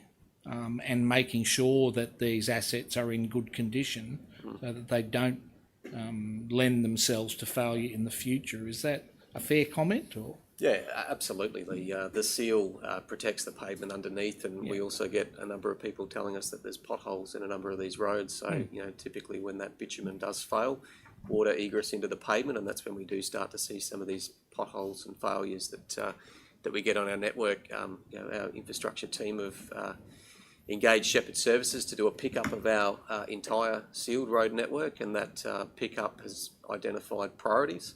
Probably to highlight that council back in 21-22 was investing about $600,000 on renewals. We were closer to $1.6 to $1.8 million this year, and slightly more than that in the 24-25 budget as well. So it's critical that we continue to maintain and renew that seal and that surface on our sealed roads. It's a much more significant process to actually construct what is currently just a formed road into to meet current standards. So it's critical work renewing our sealed road network. It's our largest asset class. Councillor McLeod. Yeah, just to add to that too, a lot of people don't realise there's so many different layers to a sealed road. So it's not just the black stuff on top. There is, 3 or 4 layers below that we need to protect. So, you know, I cop it too. Why are you putting new stuff on stuff that's okay? And that's the reason why. It's just not that top layer that we're protecting. It's layers underneath that are more critical than the layer on top. Can I further to that? We were looking at maybe different product we could use there too, weren't we? Yeah, through the chair. You know, I think our infrastructure team and our asset engineering team are always looking at what is best practice and what's out there. And there's obviously different types of bitumen that can be used. There's also different sizes of aggregate and spread rates for aggregate that go on these roads. So through the Far North Queensland Region of Councils, they'll be undertaking a review in our region, and we have as we're aware, a very unique region due to the rainfall we get and the fluctuation in temperatures we get. So what works in Darwin or what works in Broome doesn't necessarily work in the Cassowary coast. Yes, I did bring that to the attention of FNQ Rock last time I was there. I said, you know, we might have to change the way we do things a little because one size does not fit all around here, as we know, and yeah, we might have to look at some other avenues. I also note on here Blackman Road.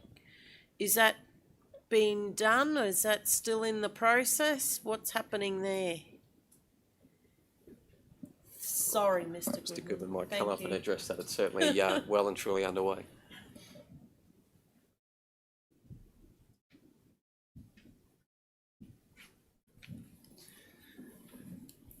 Thank you for the question, Chair.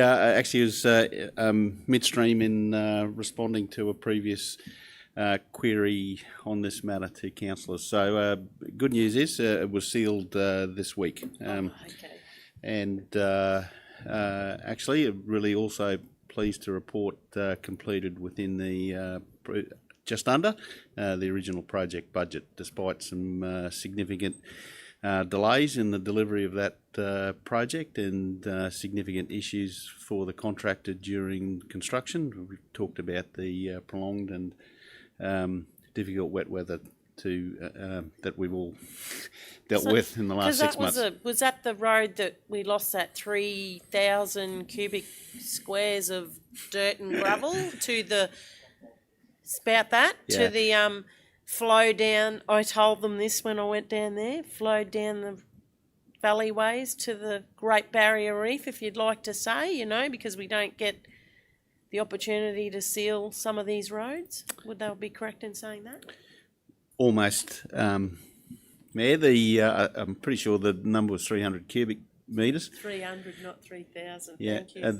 but still a very significant amount of material lost through just one wet season on that road. So, there's that material goes into our waterways, and a large proportion of it will end up out into the Barrier Reef Basin. So, it's a good project. There's a lot of works that considered technical works that considered design and an appropriate design there, because there's significant issues with a lot of water that crosses that road, and we've got built some extended floodways, so we certainly increased the capacity of the culverts at a couple of locations, and then sealed an extended period, stabilised the pavement. So we anticipate much better performance on that road in that section, and some significant environmental benefits as well.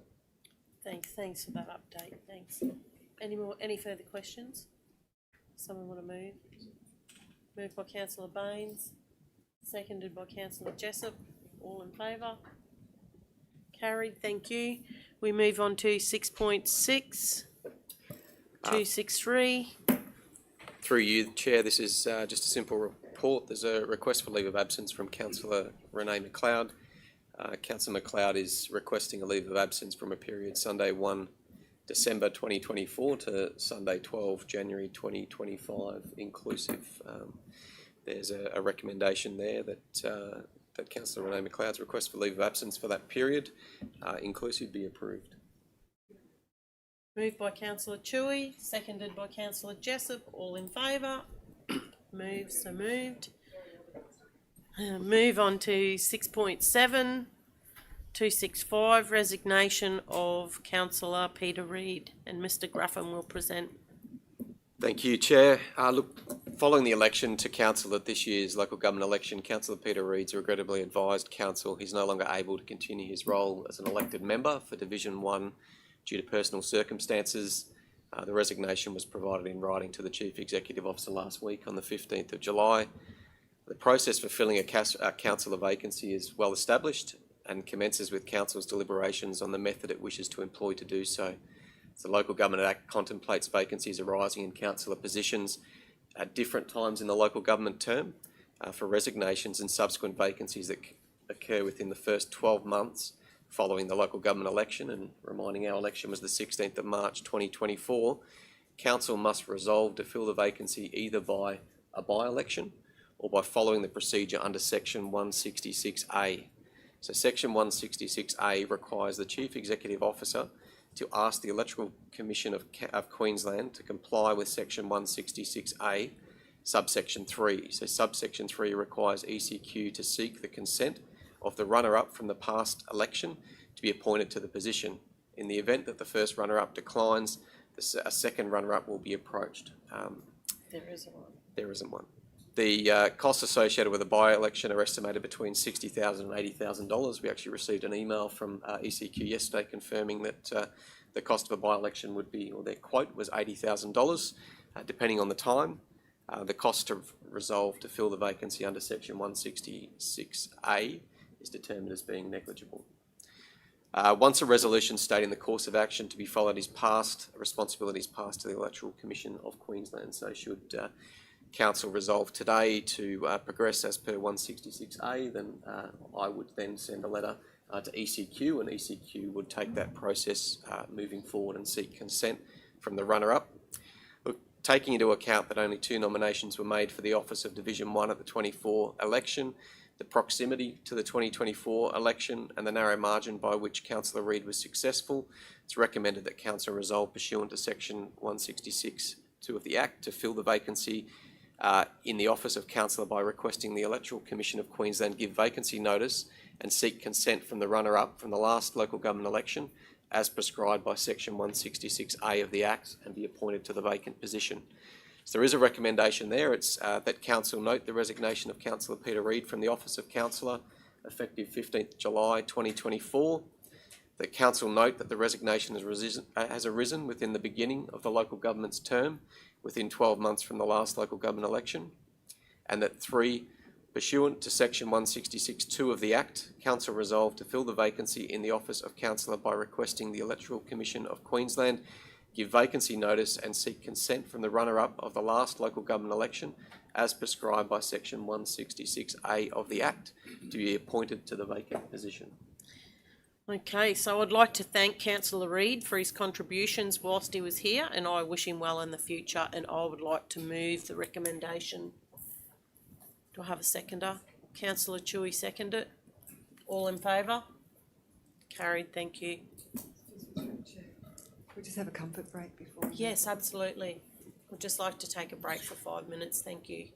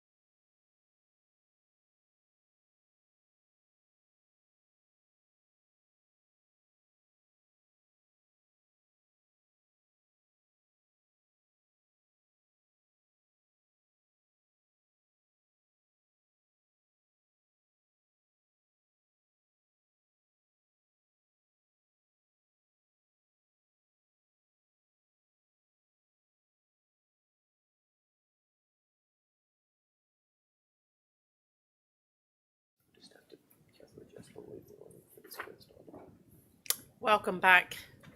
We have item 7, planning services, and Councillor Jessup. Are you vacating the room for this? Thank you. The reason being that she has declared a conflict in this item, and she'll be not voting and taking part in the discussions. Thank you. We'll just close the door.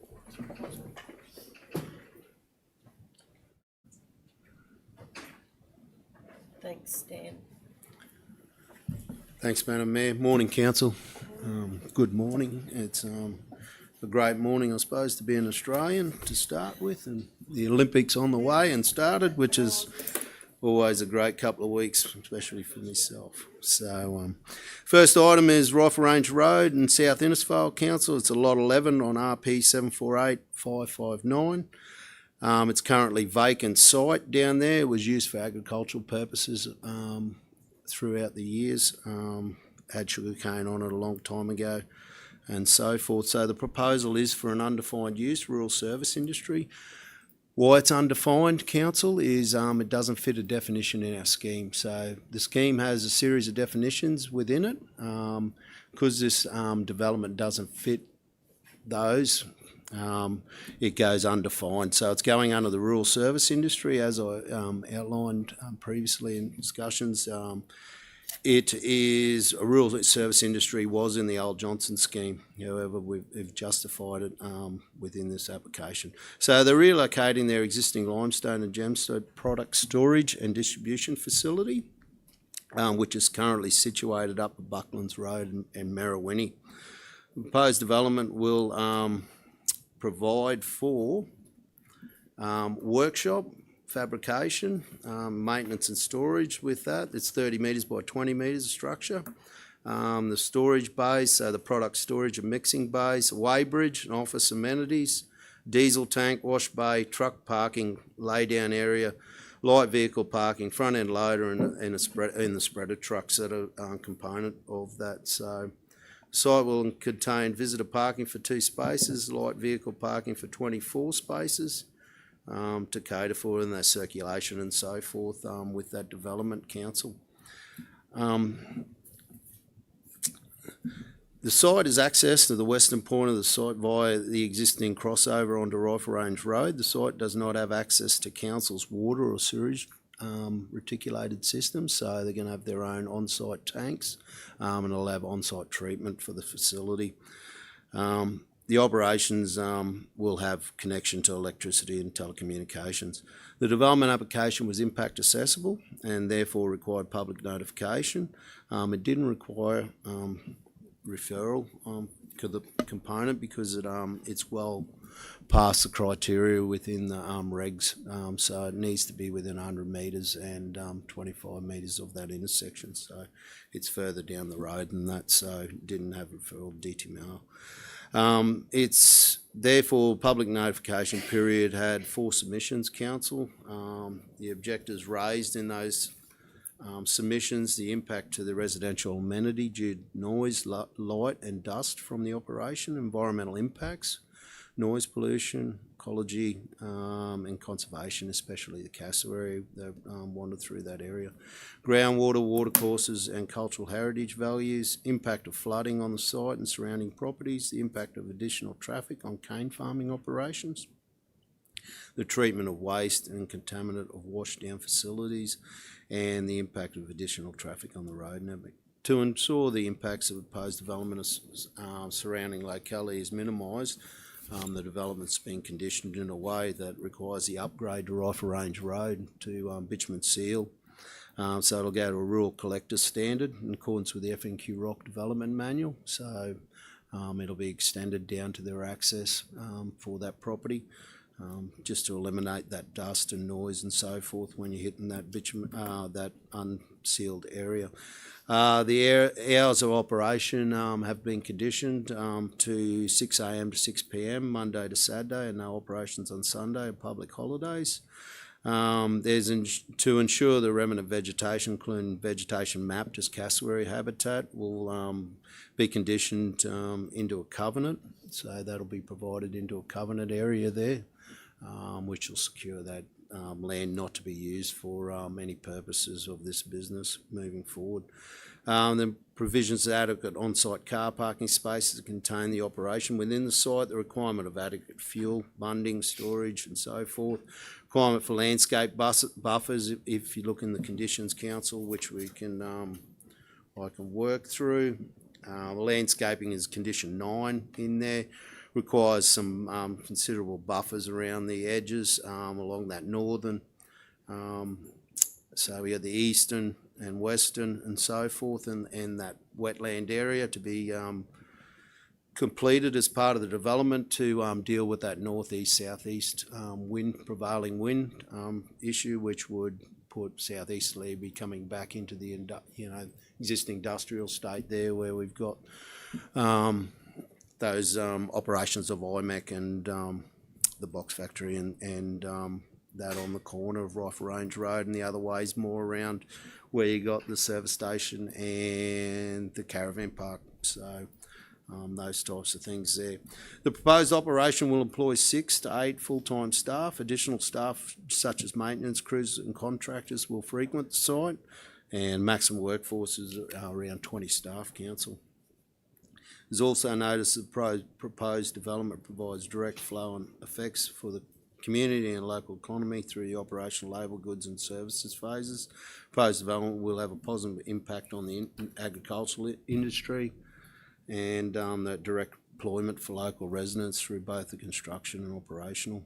Proposed operation will provide direct support to the surrounding agriculture, as I said, and rural land uses, and supply the product that will benefit nearby properties and be a long-term part of the operating environment.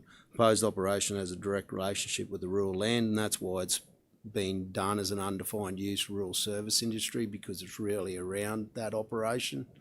It's not a suitable operation to sit directly in the industrial estate with the way it operates, because it's really one of those ones that's directly linked to the agricultural use, same as sugar mills, same thing, so forth. So despite the conflict and certain provisions of the Cassowary Coast Planning Scheme, the proposed development does not raise any significant issues that cannot be addressed by reasonable relevant conditions, and therefore the application is recommended for approval, subject to reasonable relevant conditions. So I'd just like to go through some of those conditions, Council. Condition 2, the hours of operation, as I said, is 6 a.m. to 6 p.m, Monday to Saturday with that. The other one is council external works for the road extension. So that's condition 3. The applicant owners to upgrade Rifle Range Road from the intersection of Bruce Highway to Rifle Range Road to the proposed vehicle access crossover. So that'll include that. So there's an additional application of operational works that is required with that for that design, being done by an RPEQ to be provided. That application will be lodged, reviewed by our asset engineering and ourselves to deal with that upgrade, which is reasonable and relevant to this application. Could you further explain that upgrade? What's actually involved in that? So in your upgrade will be your subsurfaces around and your drainage. It'll be a review of those culverts and then a bitumen sealed on top. Okay, thank you. Through the chair, definitely a cost to to provide that upgrade. You know, you saw this, the location, this was the location they picked for the application and provide the development, so we're dealing with it in that way. Maybe a better option to try and find a state control road or sealed road to start with might be, so your costs aren't as much. Yeah, rightio, and that's to FNQ rock standard too, yeah. So you got internal works, your construction of your building pad, council flood levels. So those types of buildings have got to be to the Q100 height. That's condition vehicle access crossover as part of that op works as well. Condition 8's that covenant council, which we go through. So it's got that area that needs to be done. The landscaping condition, which requires those 5 metres width along the northern and eastern property boundaries and adjacent to the existing watercourse near the western boundary. So That's to provide some buffers there and some thing. The other one for the development is condition 10, an environmental management plan. They need to provide that and justify that operation, so we understand that it's operating and performing its requirements under the environmental components of the Act, noise, those types of things. So the other basic conditions is on-site water tanks, and so forth, Council. Look, I'm happy to answer any questions if they may. The only other thing I have, I need to make a amendment to the conditions. There's a double up in the conditions. Condition 24 needs to be removed, and the numbering from condition 24, from 25 needs to be 24 to 30. So those amended changes, Council, need to be done there because there's a double up between 23 and 24 that's been missed. So those conditions just need to be amended. One removed and the numbering updated. I apologise for that, Council. That's all right. Further to that, in the our report, it still has the hours as being at 4 a.m. to 6. So that needs to be clarified. Through the chair, it was proposed 4 to 6 in the report, and that's how it's been written. So the condition's been updated to 6 to 6 in condition 2. Very good. I was going to clarify that as well. So that, through the chair, that was what was proposed by the applicant. But it's been amended to 6 to 6 to make sure that that's the operating. So you'll finish your report? I've got a couple more questions. So that where that actually is that actually currently good agricultural land as it stands, or what is it? Through the chair, it'd be classed as good quality agriculture. It'd be A and B. It could grow cane, could grow bananas. It's very low lying in some parts of it, but it has grown cane before. It has? Yeah. Okay. And it's not a large parcel for cane. It'd have to, if it was going to be viable, it'd have to be part of a larger property. Yeah, right. And the lot's very small, but you'd have to own, to make it viable, you'd have to own numerous properties around that, combine it together to be part of a, substantial cane property or banana farm. And just say the prevailing winds, would they generally blow towards the residents, or would it generally blow away from the residents in that area? Well, away from the residents. If you're looking at southeasterly, northeasterly, it'd be blowing away from the residents. But you still get dust that travels and that's why the condition for the road upgrade is provided, and the environmental management plan around the controls on site that have been conditioned in there. Absolutely, because I went out to Euromo to have a look out there because there's been a long-standing plant that's out there. So would that be a similar type of plant as the one that's out at Euromo? The one at Euromo's, more a supply there on the edge, just near there's a house pretty much next door, and Euromo Township's not that far from there either. So and it's been in operation a long time, but it's more a control pickup. I went out there to sort of gather some information from the people around there, but nobody seemed to have anything.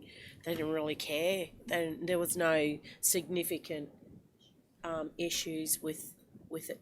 Well, through the chair, blowing around. I mean, in the breeze, as we say, but Through the chair, I've been at council since 2006, and I've never received a complaint from the one at Euromo since the time I've been here. So, no one's raised any issues with that operation out there. So for the likes of this, so they have the shed and they have the piles stockpiled in like I don't know what to say, like they're blocked up there like in a closed shed, in bays in a closed shed. Okay.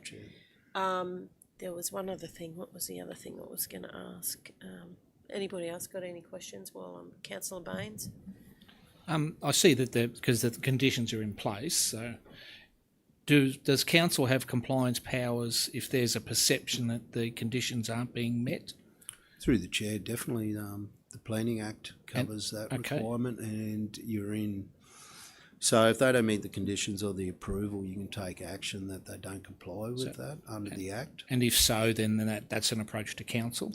Yes, Yeah. that's an approach Yeah. to council. So then we go and investigate those processes, and then you can take that action through show cause notice, enforcement powers, and enforcement notice after that. And then after that, you can seek an order in the courts to, cease that or upgrade that or comply with that. Okay, Yes. that's fine. And second question, with your indulgence, you said we haven't captured this definition in our planning scheme since previous Johnson planning scheme. Is it worth considering it into the future? Through the chair, through the chair, we'll look to what we can do.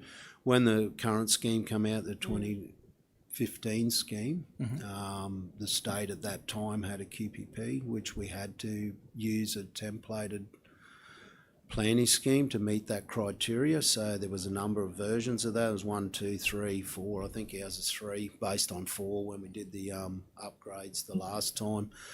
But yeah, they've since outlined that you don't have to do it that exact way. But what they were trying to do is seek definitions throughout the whole state that were consistent with everyone in the state. So every council had the same set of conditions, but it's been relaxed, and it's something that we'll discuss moving forward when we do the scheme, the new scheme. Yeah, and it's oranges and apples, isn't it, really? Yeah. Thank you, Chair. So I know this is probably I'm going to ask anyway. So the current location of this lime distribution at the moment, as it sits at Mirrawinnie, how close is it in relation to the nearest house? Do you know that? Through the chair, if you have a look at the aerial, Buckland Road and Mary, where you can clearly see that the operation's there. There actually is a house on site, and then there's 3 houses, I think, in front of it on the if you drive out the driveway on the left-hand side. So it's probably, I don't know, 80 metres, not even. There's one on the property as well, but where the operational works at the moment. Righto. Councillor Pervin? Yeah, Mr. Horton. So the submitters that put in there, the main queries were dust from, I'm presuming, the lime product, the road access in and out with a number of vehicles, and the timing. So all those conditions we've adjusted to meet those submissions. Through the chair, yeah, definitely. They're all conditioned within the development. So the EMP, so Environmental Management Plan, will make sure that their operations are dealing with their dust on site and so forth. The road upgrade deals with that noise, dust, drainage, so we look at that. The hours operation have been conditioned in there as well as we've got our buffers with our landscaping, our covenant areas to protect that wetland area at the rear of the property. So those conditions are all in there, which they'll have to register that covenant on title. As the crow flies, where we look at a distance of about 350 metres to the closest house? I think it was 450, off the top of my head. Just a bit more than that, probably 450 to 500 metres from the, depending on where you put it on the property. Yep. And the other ways, further down, when you look back to the highway, it's a lot longer, a lot further distance that way. All right, thank you. Okay, so depending on the decision that's made today anyway, we're just approving the application. So then it's up to them then after that, isn't it? Yes. Through the chair, it gives them the approval to proceed to the next phase, which is, operational works for the road, building works, plumbing and drainage works for your any shed or anything that be built on the property, plumbing and drainage with the on-site, and your internal plumbing for your toilets and so forth for your staff, and then your water tanks for your water purposes with potable water for staff and people coming there to see them. Councillor Baines? Thank you, Chair. And there is a process now that if this recommendation is endorsed, then there's a process of notifications and another chop at someone who may not be happy with the application. Is that right? Through the chair, under the process, this decision, if it does go through today, we have 5 business days to issue a decision notice to the applicant. The applicant has 20 business days. They can either suspend the appeal period or waive the appeal period if they're happy. If they're not, they can come back and ask for a negotiated decision on certain criteria, say a certain condition. they can seek to justify that. Then we have 20 days as a council to decide that application. However, if they waive it and they accept the conditions, we can issue the submitters notices to the submitters. Then they have their appeal rights, which is 20 business days to either lodge that in the P&E court or not. But if it goes to a negotiated decision, they don't get their notice until such time as that process goes through. Once that's completed, the appeal period finishes, we send the submitters notices out after that, Councillor. Any further questions? We have somebody want to move the motion. Moved by Councillor McLeod, seconded by Councillor Pervin. All those in favour? All in favour. Thank you. Carried. Now we go to 7.2.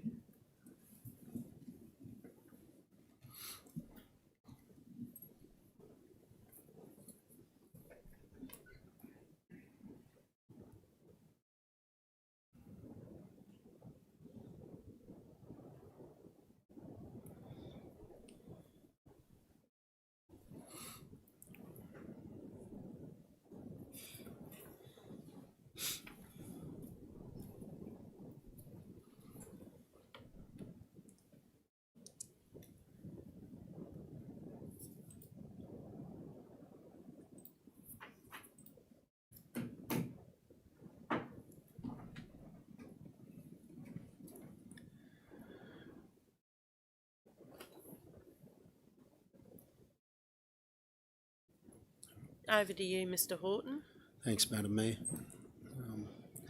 Council 7.2, MCU 230044, material change use for an undefined use, 5 camping sites on land described as Lot 2 RP 909301, situated at 50 Gabriola Road at the Jarrawong. We're in receipt of this application. Council to decide these 5 camping sites on that property. It was impact accessible and public notification was required. There was no referral to SARA as part of this application, even though there's a creek system on there and so forth. It's not highlighted as a watercourse or trigger referral. There was 8 properly made submissions as part of that public notification. The primary concerns was there's no toilet facilities at sites 1, 2 and 3, the southeastern side of the property. Concerns regarding waste disposal, dogs being allowed on site causing and disturbing wildlife, barking and other concerns, and there's cattle around that area as well. Impact to cassowary habitat and cassowaries, the dam which has been erected on the creek on the eastern side of the property, unimpeded views between the proposed campsites and adjoining residential activities, lights and coming out from cars and so forth and causing a nuisance to neighbours and so forth.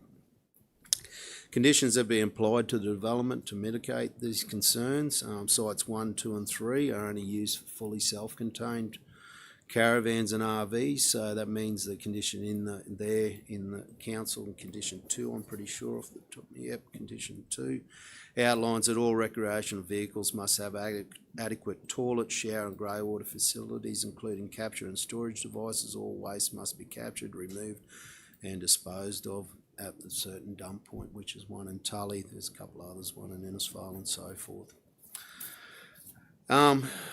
There's landscaping to stop unimpeded views, so we've conditioned landscaping within the development right along that edge of that development and around those sites. So in condition 5, council, there's an addition.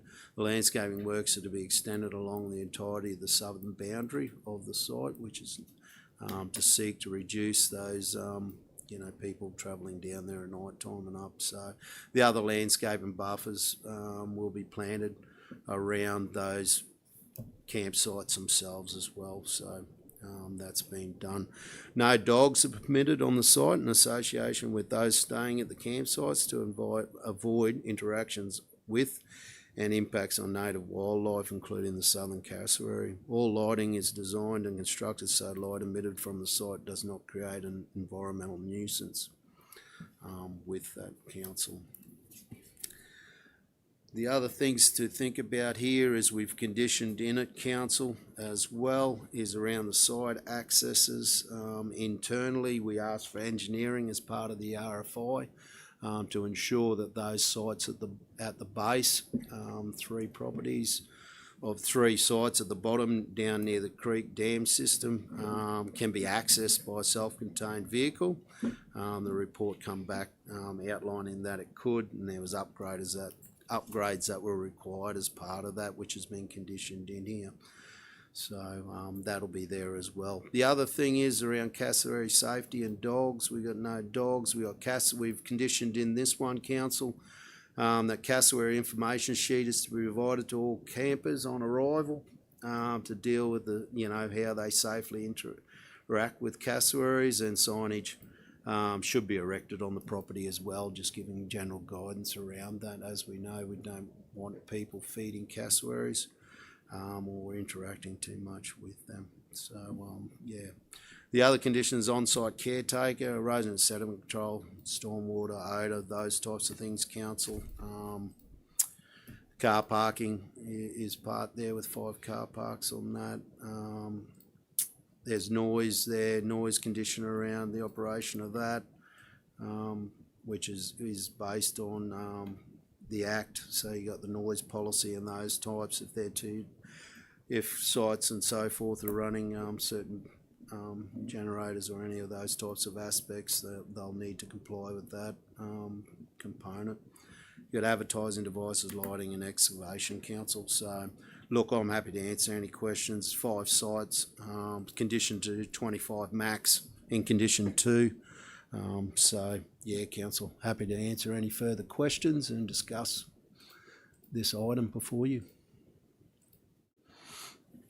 I've got some questions. So the grey water, what do they have to do with their grey water? Through the chair. Is that allowed to just go on the ground, or? No, well, through the chair was conditioned in there to say it needs to be captured. Captured and taken away? Yeah. Okay, and so you've already mentioned in there that the landscaping will go right along that fence line? Yeah, in the middle of condition 5, Yep. it says in addition to landscape works that will be extended along the entirety of the southern boundary of the site. So you did mention car parks. Yeah. So car parks, does that include a disability car park? Through the chair, no, it would not, because we're talking about 5 car parks. We're talking about the actual sites themselves. Oh, the sites, not the actual, not a public, like a car park provider. And the reason that I asked that is because I know it's a condition on most other businesses around that they have to actually provide a disabled car park. What about, is there any toilet amenities on site? Through the chair, yeah, up at the top there, the current facility up the top, the shed, has a toilet and shower built into it, as well as... Is that going to be used by the people staying there at all? Through the chair, it will be for sites 4 and 5. Because so is that conditioned for disabled, because everyone else has to do it? Has to have, disabled access, so is that a condition at all? No, we haven't put that as a condition within this. Yeah. I noticed in the conditions is accessible car park. Is that different to disability car parking, is it, or no? Yeah, through the chair, usually we have a specific one where we say that out of the 5, one's got to be dedicated for that purpose. For disabled services. So no, it's accessible car parking into the requirements of that site being able to meet the manoeuvring, circulation, which has all been provided as part of the engineering report into those sites. So it needs to cater for the van, the car that's there as well. But to go back to the Mayor's question around the toilet inside, I think with this type of development, people are making a decision on whether they want to go there or not. We're only asking for 5 campsites. So if your facility requires that, well, and you need that type of service, and I think, you'd be best to go to a full catered for caravan park if you're chasing that disability service. Okay. Anybody else got questions? Councillor Jessup? Yes, good morning. Through the chair. Campsite fires, are they applicable in this situation, or they have to have their own cooking facilities? Through the chair, the ones down the bottom would have their own cooking facilities. The one up the top, the two up the top would have their, well, camping facilities. But with fires, that always comes back to local laws and smoke inhalation, those types of things, whether that's a nuisance and poses a nuisance at that time. I just didn't see anything in the report about whether or not they were able to light fires. Through the chair, no, it wasn't part of the provisions or wasn't part of the application on having fires. I also noticed at the dam construction, how is that not altering a water course, even though I know they said it was a drain, but everyone knows it as a creek. So I see that there's still ongoing discussions with agricultural and fisheries. Through the chair, yeah, back in 2015 there was a complaint made to the department. So the Department of Resources, was Natural Resources and Mines at the time, went and investigated that. They determined that it wasn't a watercourse. They also inspected it and they approved what was there at the time. It has been referred to DAF under their provisions. They look at fisheries and so forth around that. They're currently investigating that. That's a separate matter for those guys to investigate on their own terms and take the appropriate action with the owner. If they feel that it doesn't meet their criteria, they'll need to deal with that watercourse and that dam through the provisions of whether they issue a compliance notice or anything like that to, you know, make changes or deal with aspects of works that have been done there. Could I ask, was a permit obtained to do the damming? Through the chair, not through council. None that I know of from off my top of my head that I've seen. However, the relevant department that looks after that has investigated and determined an outcome and approved what's been done there. So my understanding is that the HIP camp has already been operating since August of 23. Is that correct? It was back up. It was operating in August 2023. Council was notified that it was operating unlawful. Council took enforcement action at that time where the use ceased on site. It's up. You can't book to stay there on HIP camp. They're not taking bookings there. We've checked that. And we haven't had any complaints since it ceased, and that's why this application was lodged. Was after those events when council raised the matter with the owner and went down the process. So the process is cease the use, which they did, lodge an application if you want to make it lawful. That's before us. We've taken a fair bit of time to get this application to council because we requested further information to ensure that access to those bottom three sites could be done with self-contained vehicles. Therefore, the engineering advice that come back from the engineer, which is Neon, and a well-respected engineer within the region, RPEQ, come back and said, yes, can be facilitated. You need to do these works. You need to make sure after every wet season that these works are completed as well. So that is an ongoing commitment and an ongoing condition that they need to make sure that that's done, and that is reasonably done so people can get in and out, definitely in an emergency and those types of things, because if you've got to get an ambulance in there, you need to be ensured that they can get in and access and get out of there as well if something happens. So will there be, I know that the phone service, mobile phone service in that area is not that great. There will be phone service available, like a landline for people if they do need an emergency vehicle? Through the chair, there's definitely got to be a caretaker on site, so you ensure that they have that NBN purposes and so forth with Wi-Fi and phone connectivity would be down to the owner of the land running that facility to ensure that they have that, especially from their own workplace health and safety and issues within their own property. So, sorry, now I've got quite a few questions, I'm sorry. You're right. Don't be sorry. The HIP camp has been operating without a permit before, which was shut down. How can we be sure that his regard for the conditions are going to be met? Through the chair, it's definitely up to our council officers, myself and my staff, to ensure that the conditions are met.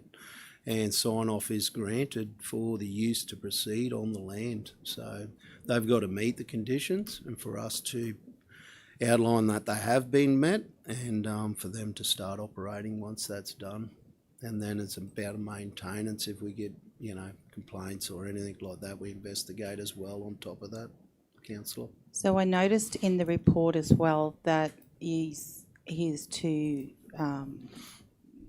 install trees for purposes of, are they going to be fully established trees, or are they going to be just small trees that have to grow to that height?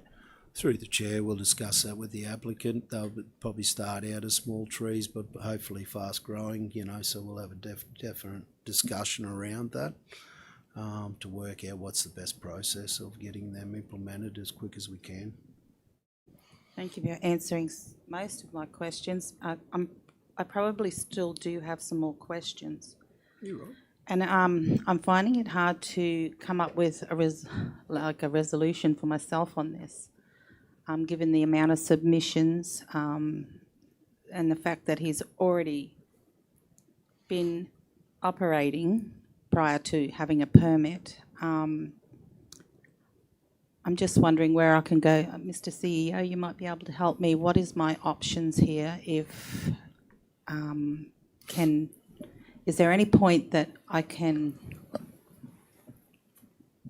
what's the word I'm after? Defer my decision or our decision? Through the chair, there's obviously a recommendation that comes with a report the officers have put forward. So if you disagree with that recommendation, you can obviously vote against the recommendation, as is the opportunity for all councillors. There is an opportunity to move a motion to defer the item if you have some reasoning that you can provide around that would satisfy that. I think the question you would have to ask yourself is, what information would you require that would provide you with, a better opportunity to consider this matter? So if you had a reason to move a motion that identified exactly what information you're lacking to make an informed decision on this matter today, then that could be seconded and voted upon. If that was,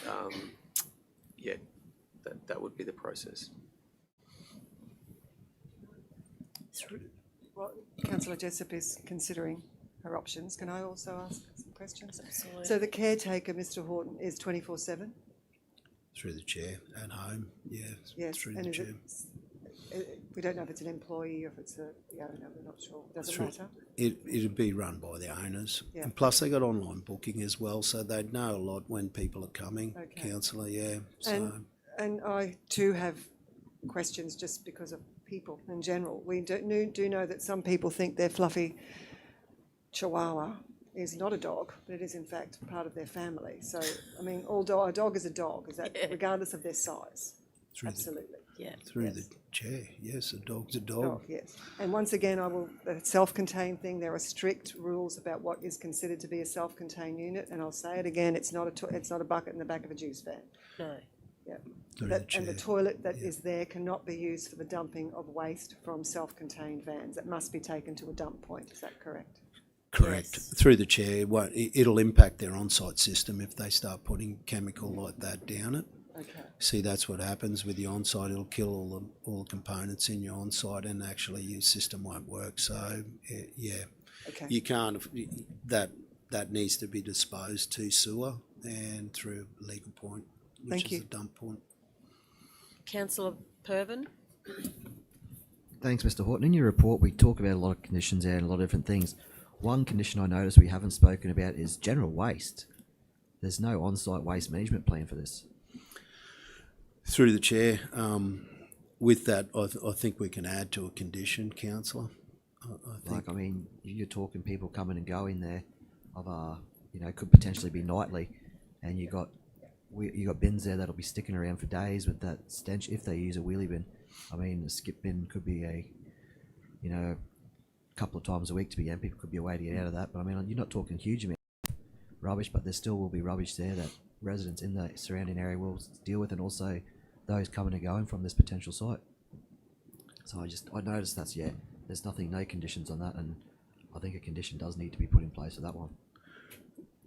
Through the chair, condition 2 actually says all waste and effluent must be taken away from the premises by campers to a legal dumping point. Sometimes with that you get that, you know, they leave there and then dump into council bins within parks and so forth. So I think we expand that condition to say all waste must be placed into waste bins on All waste must be placed into curbside waste bins on site, in brackets, additional service required for use, wet and dry bins, close the bracket, and effluent must be taken away from the premises by the camper to a legal point. I think that's good.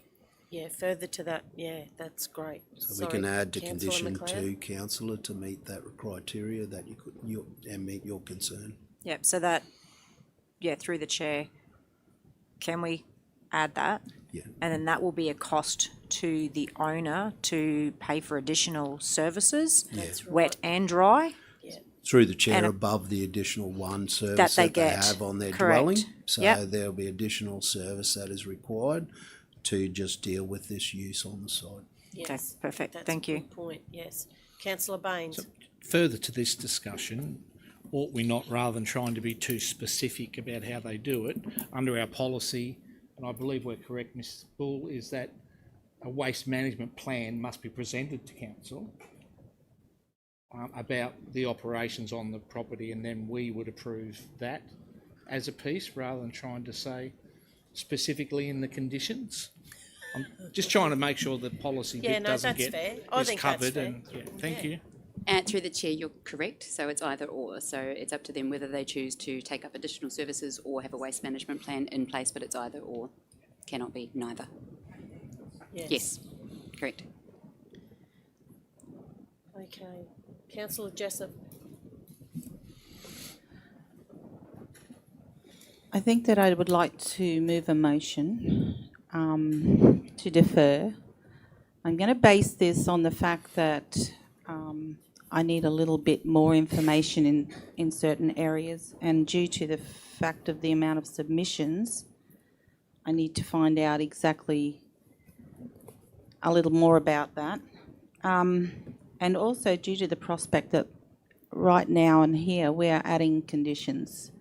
I think that we can all take that little bit of time to maybe consider as many conditions as we need to do rather than just off the top of our head. So my motion is to defer this until the next local government meeting. Councillor Chewy. Thank you. I'm happy to second that motion. I also agree that points have been raised which have possibly not been fully covered in the report, so I will happily support that motion. Seconded by Councillor Chewy. Does anybody want to speak to the motion? I will speak to support the motion also with all the guy. You've done a great job on the report. However, I think Councillor Jessup has raised some very important points there, and noting that there were so many submissions, maybe we should just go back to the drawing board and take another look and maybe wait for some clarification on the damming, even though it hasn't got anything to do with us internally, but just to see what the outcomes are and come back to it. So through the chair, on that matter of the damming, we've got specific timeframes under planning. So with deferring this matter, I'll need to approach the applicants to request an extended timeframe, which they need to agree to, because council doesn't have the power just to extend a planning application on its own merit. We used to years ago under the IDAS process. You could extend. You could 20 business days and you could extend that, but these days it's a set period, and then from there's further negotiation with the applicant. I'm happy to do that. With the matter of the damming and so forth, DAF could take 6 months to do that. I don't know if that's reasonable and relevant to ask an applicant to go that longer period on a matter that's got nothing to do with this application. Councillor Baines? Yeah, and I'll thank you, Mr. Horton. I was about to agree with you in that space. DAF could get it done quickly, but and again, it's not really a specific item related to planning law and around this application. And I did note that I believe Councillor Jessup, you said you'd like the information to come to our next meeting, which gives us a time frame to work within. That is fair and reasonable, and we shouldn't be dilly-dallying around with these sort of decisions. But DAF and DES, they'll deal with the waterway stuff, and it could take a long time, but it won't affect what's going on with this application. Yeah. It's something that will move along under its own steam with departments. They may very well come to council and the trust for advice on the works that have been done, but they have their own compliance teams, and we cannot guarantee a time frame that decision may come forward. So it puts us in an unusual position. So I'm happy to support the motion on the table within time frames and if the proponent is agreeable. Through the chair, I mean, officers will touch base just to understand the specific concerns, because under point 5, I mean, submissions there and the submissions that we received, there was a concern around no toilets. We believe that that's been conditioned with the fact that they need to be self-contained. There was concern around dogs disturbing wildlife, and again, no dogs, so that has been dealt with through this matter. There was a concern around Cassowary habitat. Well, there's information to be provided about the Cassowary habitat, as well as no dogs allowed on the site. There was concern regarding the dam, which we've talked to, which is probably not relevant to the actual application that council is considering today. And there was the unimpeded views between the proposed campsite and joining residential activities. Well, as you've highlighted, yeah, there's a balance there. Sometimes putting small tube stock in will reach a mature size much faster than putting in established trees. So there is a balance there, which officers have agreed to work through.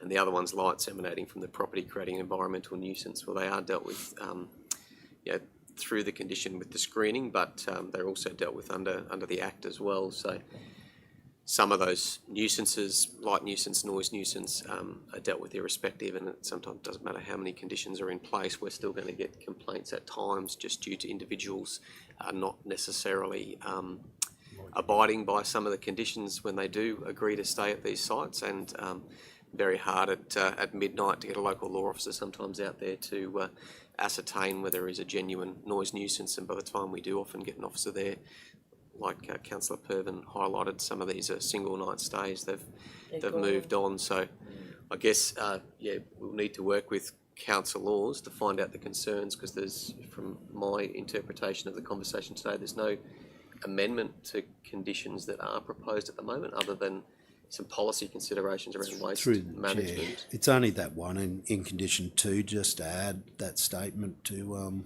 provide for those waste bins. I actually have a couple that I would like to put to you.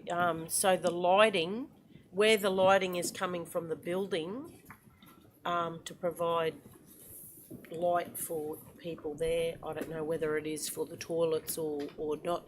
Does that have a time when that light actually goes out? So does it shut at midnight? Does the light go off at midnight, or does that light stay on 24/7? Through the chair, there's no direct condition to say it has to be turned off, but there is a condition around lighting, which is condition 16. If it becomes a nuisance in that component, yes, we can definitely have a look at that and make sure that that complies. And if that requirement is that needs to be turned off by a certain time to ensure that it meets those environmental protection regs and so forth, so condition 16 covers that. Okay, that's good, because I would hate to be living next door and all of a sudden there's, one of those big bright lights on, and it is there 24/7 shining into my place. So another thing I thought about a condition for was fires, that they have to be contained fires, because most of those places that you go to now that have these types of facilities maintain that you have to have your own little fire pit that has a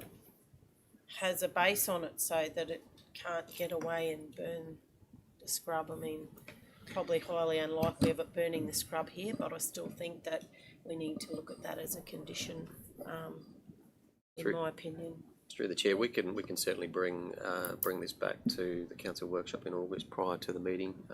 Officers will have to go back and ascertain whether we can defer this in the timeframe that it will be agreed to defer, and you've got a mover and a seconder at the moment. So, yeah. Councillor Jessup? Yeah, through the chair. This is the type of thing that I think needs to be just hashed out a little bit longer, and then we all have other recommendations that we want to make or add to. This will give us the time to do it. So we're down to, we've got the motion, we've got a seconder, we've got amended the motion to Councillor Baines has said within the time frame of the next local government meeting.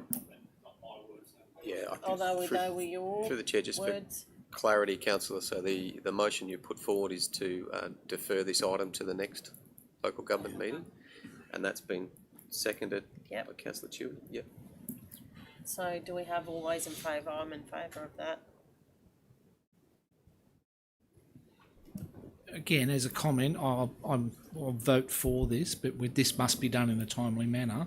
So really prepare yourselves, because we did workshop this not so long ago, and we should have been asking all those questions then and there instead of pulling it up now. So I'm happy for the answers to the questions to be asked and answered, but just keep the planning law in our head, because the officers are doing their work to the best of their abilities within planning law. That stuff we have to concentrate on. They are. Sorry, further to that, regarding the open fires, we have local laws that sort of prohibit that. There are in our local laws. Can I just speak that it's 5 sites, maximum of 25 people at a time. All the conditions that have been raised by the applicant, well, no, not the applicant, the submitters, I believe have been addressed, apart from, the waste management one. There was only one, realistically. With this material change use, will their rating category go to caravans, like rather than just a home site, whatever it is, rural? Will that push them into the next category as a caravan and through the chair, as a commercial? The state value the site in what purpose is the most dominant purpose on the land. So it'll be considered definitely by the state, and they review that when an MCU is done, and they understand, they review what the use is and so forth. It's a good discussion that we've had with our rates department over time over different things. So, yep.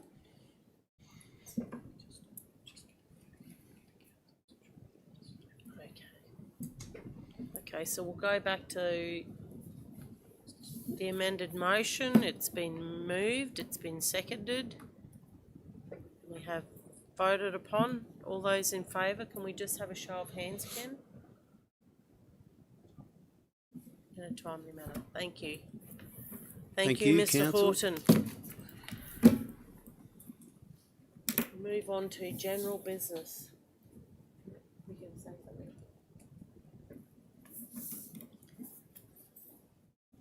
Councillor Chewy. Oh, and she's tipped the water over.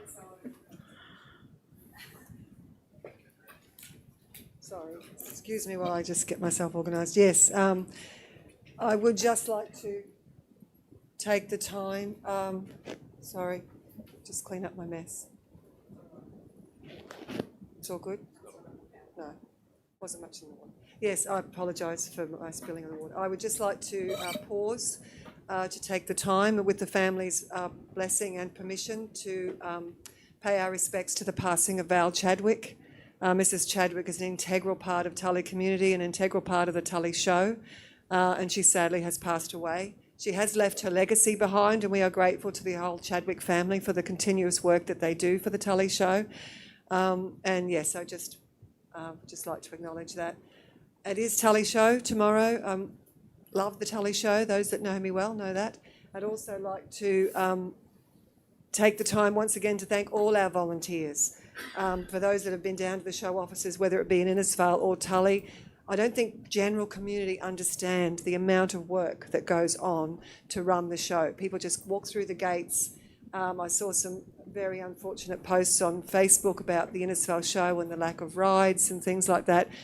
I just say to people, if you think that you can make it a better show, then please put your hand up and be on that committee and work hard to put those improvements forward. Some of the decisions are taken out of the Show Society's hands, are in fact run by the Showman's Guild. They will decide what is good. Insurance costs have made it difficult for some of the rides to come. But once again, if you want to have a voice about your local show, then please join your local Show Society. I'd also like to remind our community that it's National Tree Day coming up. There is a tree planting happening at Jackie Street at South Mission on Sunday the 28th from 9:30 till 12:30. Hopefully we're going to have spectacular weather all weekend, so you will need to wear a hat, enclosed shoes, appropriate clothing, gloves if you have them, or they will be provided, and there will be a barbecue afterwards for those participants. So I hope to see our councillors and community be there for the tree planting. And that's all I have. Thank you. Thank you. Further to your condolences, I also extend mine to the family and remember Mrs. Chadwick as long as I can remember ever being related to the show. Got a couple of other bits of general business. Division 1, that it's been vacant of a councillor. I just want to let those people know in that area that yes, they can contact any one of the 5 other councillors or myself if they have issues before the installation of our new member to come on board. So please, if you have anything, contact any one of us. I went to Kabul last week and spoke with some people. We looked at, Councillor Pervins addressed that today about the review of the parking down there. That will be done as an overall review of all of our parking. I encourage anybody out there that's interested to register for the breakdown of the unpacking of the community scorecard. It's very good session to go to. It's a lot of information. I'm happy to have your input. So get on, have your say and register. And I've got one more thing. Oh, how this is, anyway, I'm going to ask anyway. Given the recent Telstra outages, I feel it necessary to ask my fellow councillors and Mr. CEO if there could be consideration for extending the number of services that can be paid via cash through council services. I would like some sort of investigation to see if it's possible that more than rates via the scan system, which is done through the post office, can be, like if there are other applications that can be added to that, such as dog regos, or so is there some process that we could go through to investigate that? Yeah, absolutely. Through the chair, dog registrations, I think the entire process around dog registrations is due for review. So could we maybe do a survey monkey to the general public to gauge, say, like 5 services that they'd want to see paid through that same system? Look, through the chair, I'm not sure we'd have 5 services we could offer at the moment through that system, but yeah, we can certainly engage. I know when we made this transition, I received directly close to 22 emails from members of the public, and we responded individually to each of those emails asking which services were of concern. The only service that was highlighted through that process was the payment of photocopying within our libraries, and that was implemented as a change at that time that we would make provision for free of charge printing, which is now up to 10 pages a week for pensioners and students at our library services. There was no other services highlighted through that process. I do know that dog registrations, we have had one community member that has been extremely interested in making cash payment for their dog registration. So we could certainly investigate that, but we'll also look at probably easiest to engage internally to understand which, if there are any challenges that we have seen. But dog registrations and our rates are typically the two highest quantity of payments that we would see made. So when I say pay in cash, I mean with the same system that we've currently got for the rates, where they can go actually to the post office and have their thing scanned and pay the cash there. I don't mean actually in our establishments. But yeah, anyway, if we can have a look into that, that'd be great. Councillor Baines. Well, just on that subject, I'm just curious as to, because that was an international outage, and most establishments lost, not all, but most establishments lost that electronic processing. Some of the large retailers in town just shut it all down because they won't accept cash, because their systems can't register that they're taking the cash. And I'm concerned as to whether Australia Post in that position would be able to do the same thing. They're not going to take it in and start writing it down on pieces of paper. I understand the question and how we can look at these things, because I know there has been some people quite active in the space around dog registration who paid it electronically the year before, by the way. And look, through the chair, I think that's one of the things that differentiates local government from the IGA here, or the hairdressers or the butcher, is you don't transact with local government every day. We didn't have any impact with our rates are going out shortly, and that rating period is an extended period where individuals can come and pay. And absolutely, we're well and truly aware of not just the challenges we have from an environmental point of view here with potential of cyclones and flooding events, but as we now know, cybersecurity and even just a simple update, software update, can cause significant outages moving forward.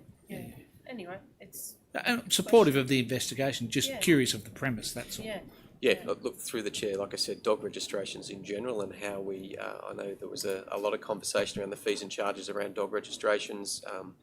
Our team have seen a significant increase in dog attacks. They're typically from unregistered dogs, intact dogs. So, look, there is a review as we go through that whole process is certainly overdue. And I do encourage everybody to go to the Tully show. Is there any more general business? Councillor Jessup. Yes, through the chair. I'm sure there's no doubt everyone has seen the overturned vehicles on highways and back roads, and I'd just like to let people know that they have indeed been reported. Most of them are on TMR, but there's quite a process to clearing the wrecks. So I was just wondering, Mr. CEO, you might be able to explain that a little more clearly for people. Yeah, through the chair. Look, council's process is very similar to the TMR process. I think we're aware there's a number of long-term vehicles parked on the side of the main roads, particularly the highway. So whether that be council or TMR, they'll receive notification of an abandoned vehicle by either ourselves, TMR, Road Tech, police or members of the public. Create a file and a record for all interactions regarding the abandoned vehicle. Search for the registered owners, so if the vehicle has registration plates and is not in a location considered hazardous to the travelling public, contact TMR or contact council, find out the latest. We would contact TMC and find out the latest registered owner of the abandoned vehicle, and like I said, if it's in a place that's not hazardous, that the vehicle's owner would be reported about the abandoned vehicle and arrange for removal after 7 days from the date of notification of the abandoned vehicle. If the vehicle's not registered, we typically take a photo of the vehicle and the location and remove the vehicle after checking with QPS.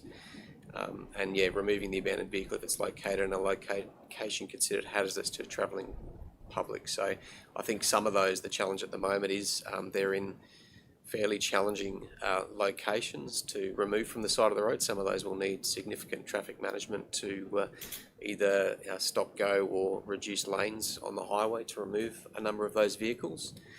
But like you said, there is a process there where even after removing them, we would arrange for storage of those vehicles for a period and notify the last registered owners of those vehicles as well. Any more general business? Okay, thank you. I was just a little worried that people were starting to think we weren't doing anything at all about it. Yeah, no, they do get that impression, but it's a long, hairy process. Okay, Councillor Baines? Thank you, Mayor.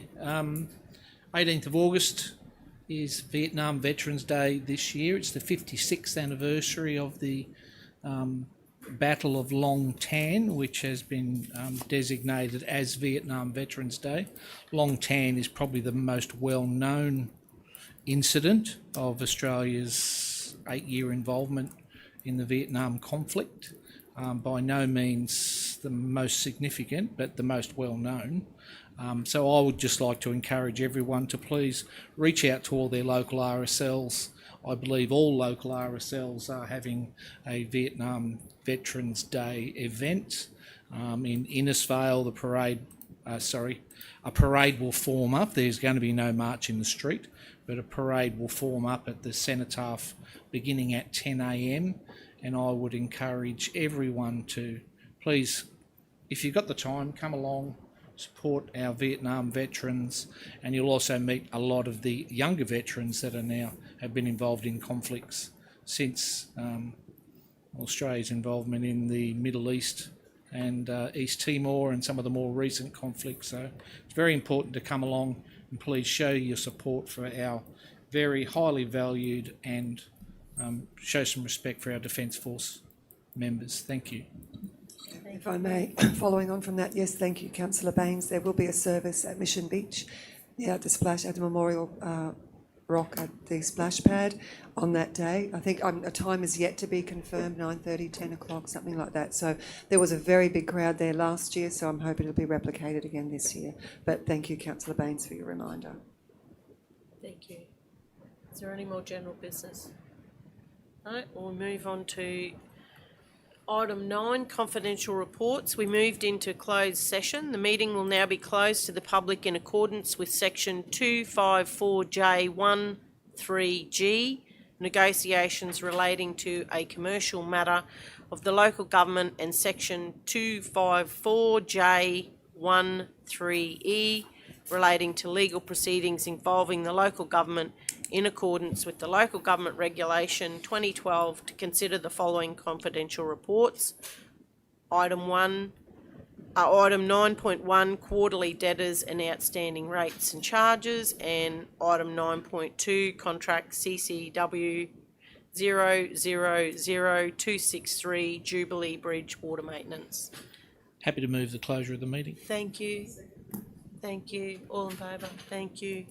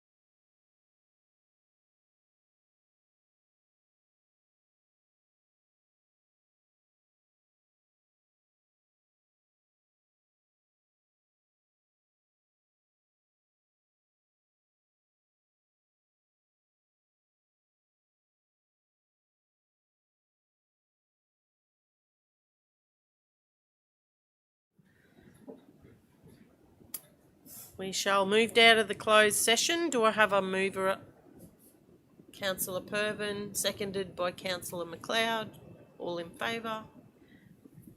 We will now move on to item 9.1, quarterly debtors and outstanding rates. Good afternoon, Ms. Beck. Good afternoon, everyone. This report's presented for council information regarding the status of our rates and charges and our sundry debtors to the 30th of June of this year. An update regarding legal action was provided also. Further information includes our current outstanding rates to the 30th of June sits at 8.3%, with a comparative to the 30th of June 2023 of 7.9%. The amount currently outstanding equates to 1,195 rate files, totaling $6,972,395. Council has 395 rate files with Council's debt collection agencies, totaling $1,163,352. We have 84 payment arrangements with a combined total of $108,624.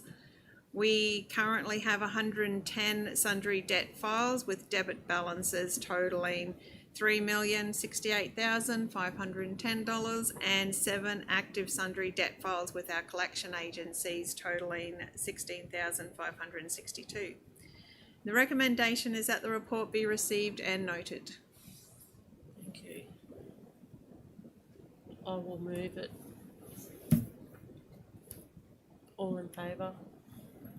I just wanted to make a comment more than anything about if anybody out there is actually struggling to meet the needs of paying their rates, that we do have systems in place, and it's a very good idea that if you think you may have trouble, to seek help now sooner rather than later, because there are processes we can put in place.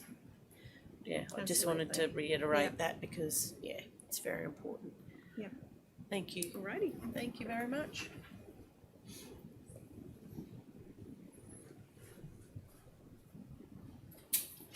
(9.2) Contract CCW000263 Jubilee Bridge Water Maintenance. We have Ms. Bull. Afternoon, Mayor and Councillors.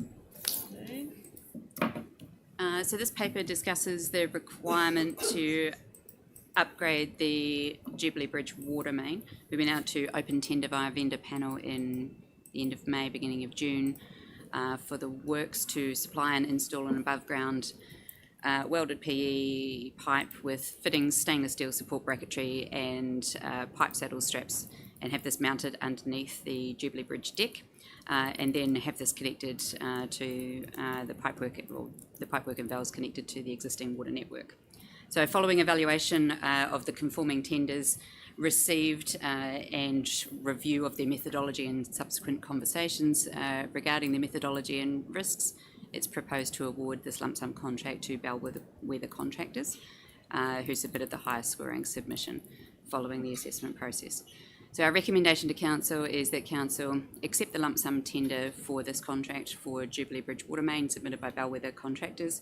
In accordance with Local Government Act 2009, Council delegate authority to the Chief Executive Officer to enter into a contract, negotiate, finalise and execute any and all matters associated with or in relation to the contract subject to Council's existing procurement policies and practices, and note the tendered amount from Bellwether Contractors for contract CCW 000263 of $1.429 million. Any questions? Moved by Councillor Baines, seconded by Councillor Pervin. All in favour? Carried. Thank you. Thank you. We'll now move to the close of the meeting at 12:15. Thank you all. Have a great day.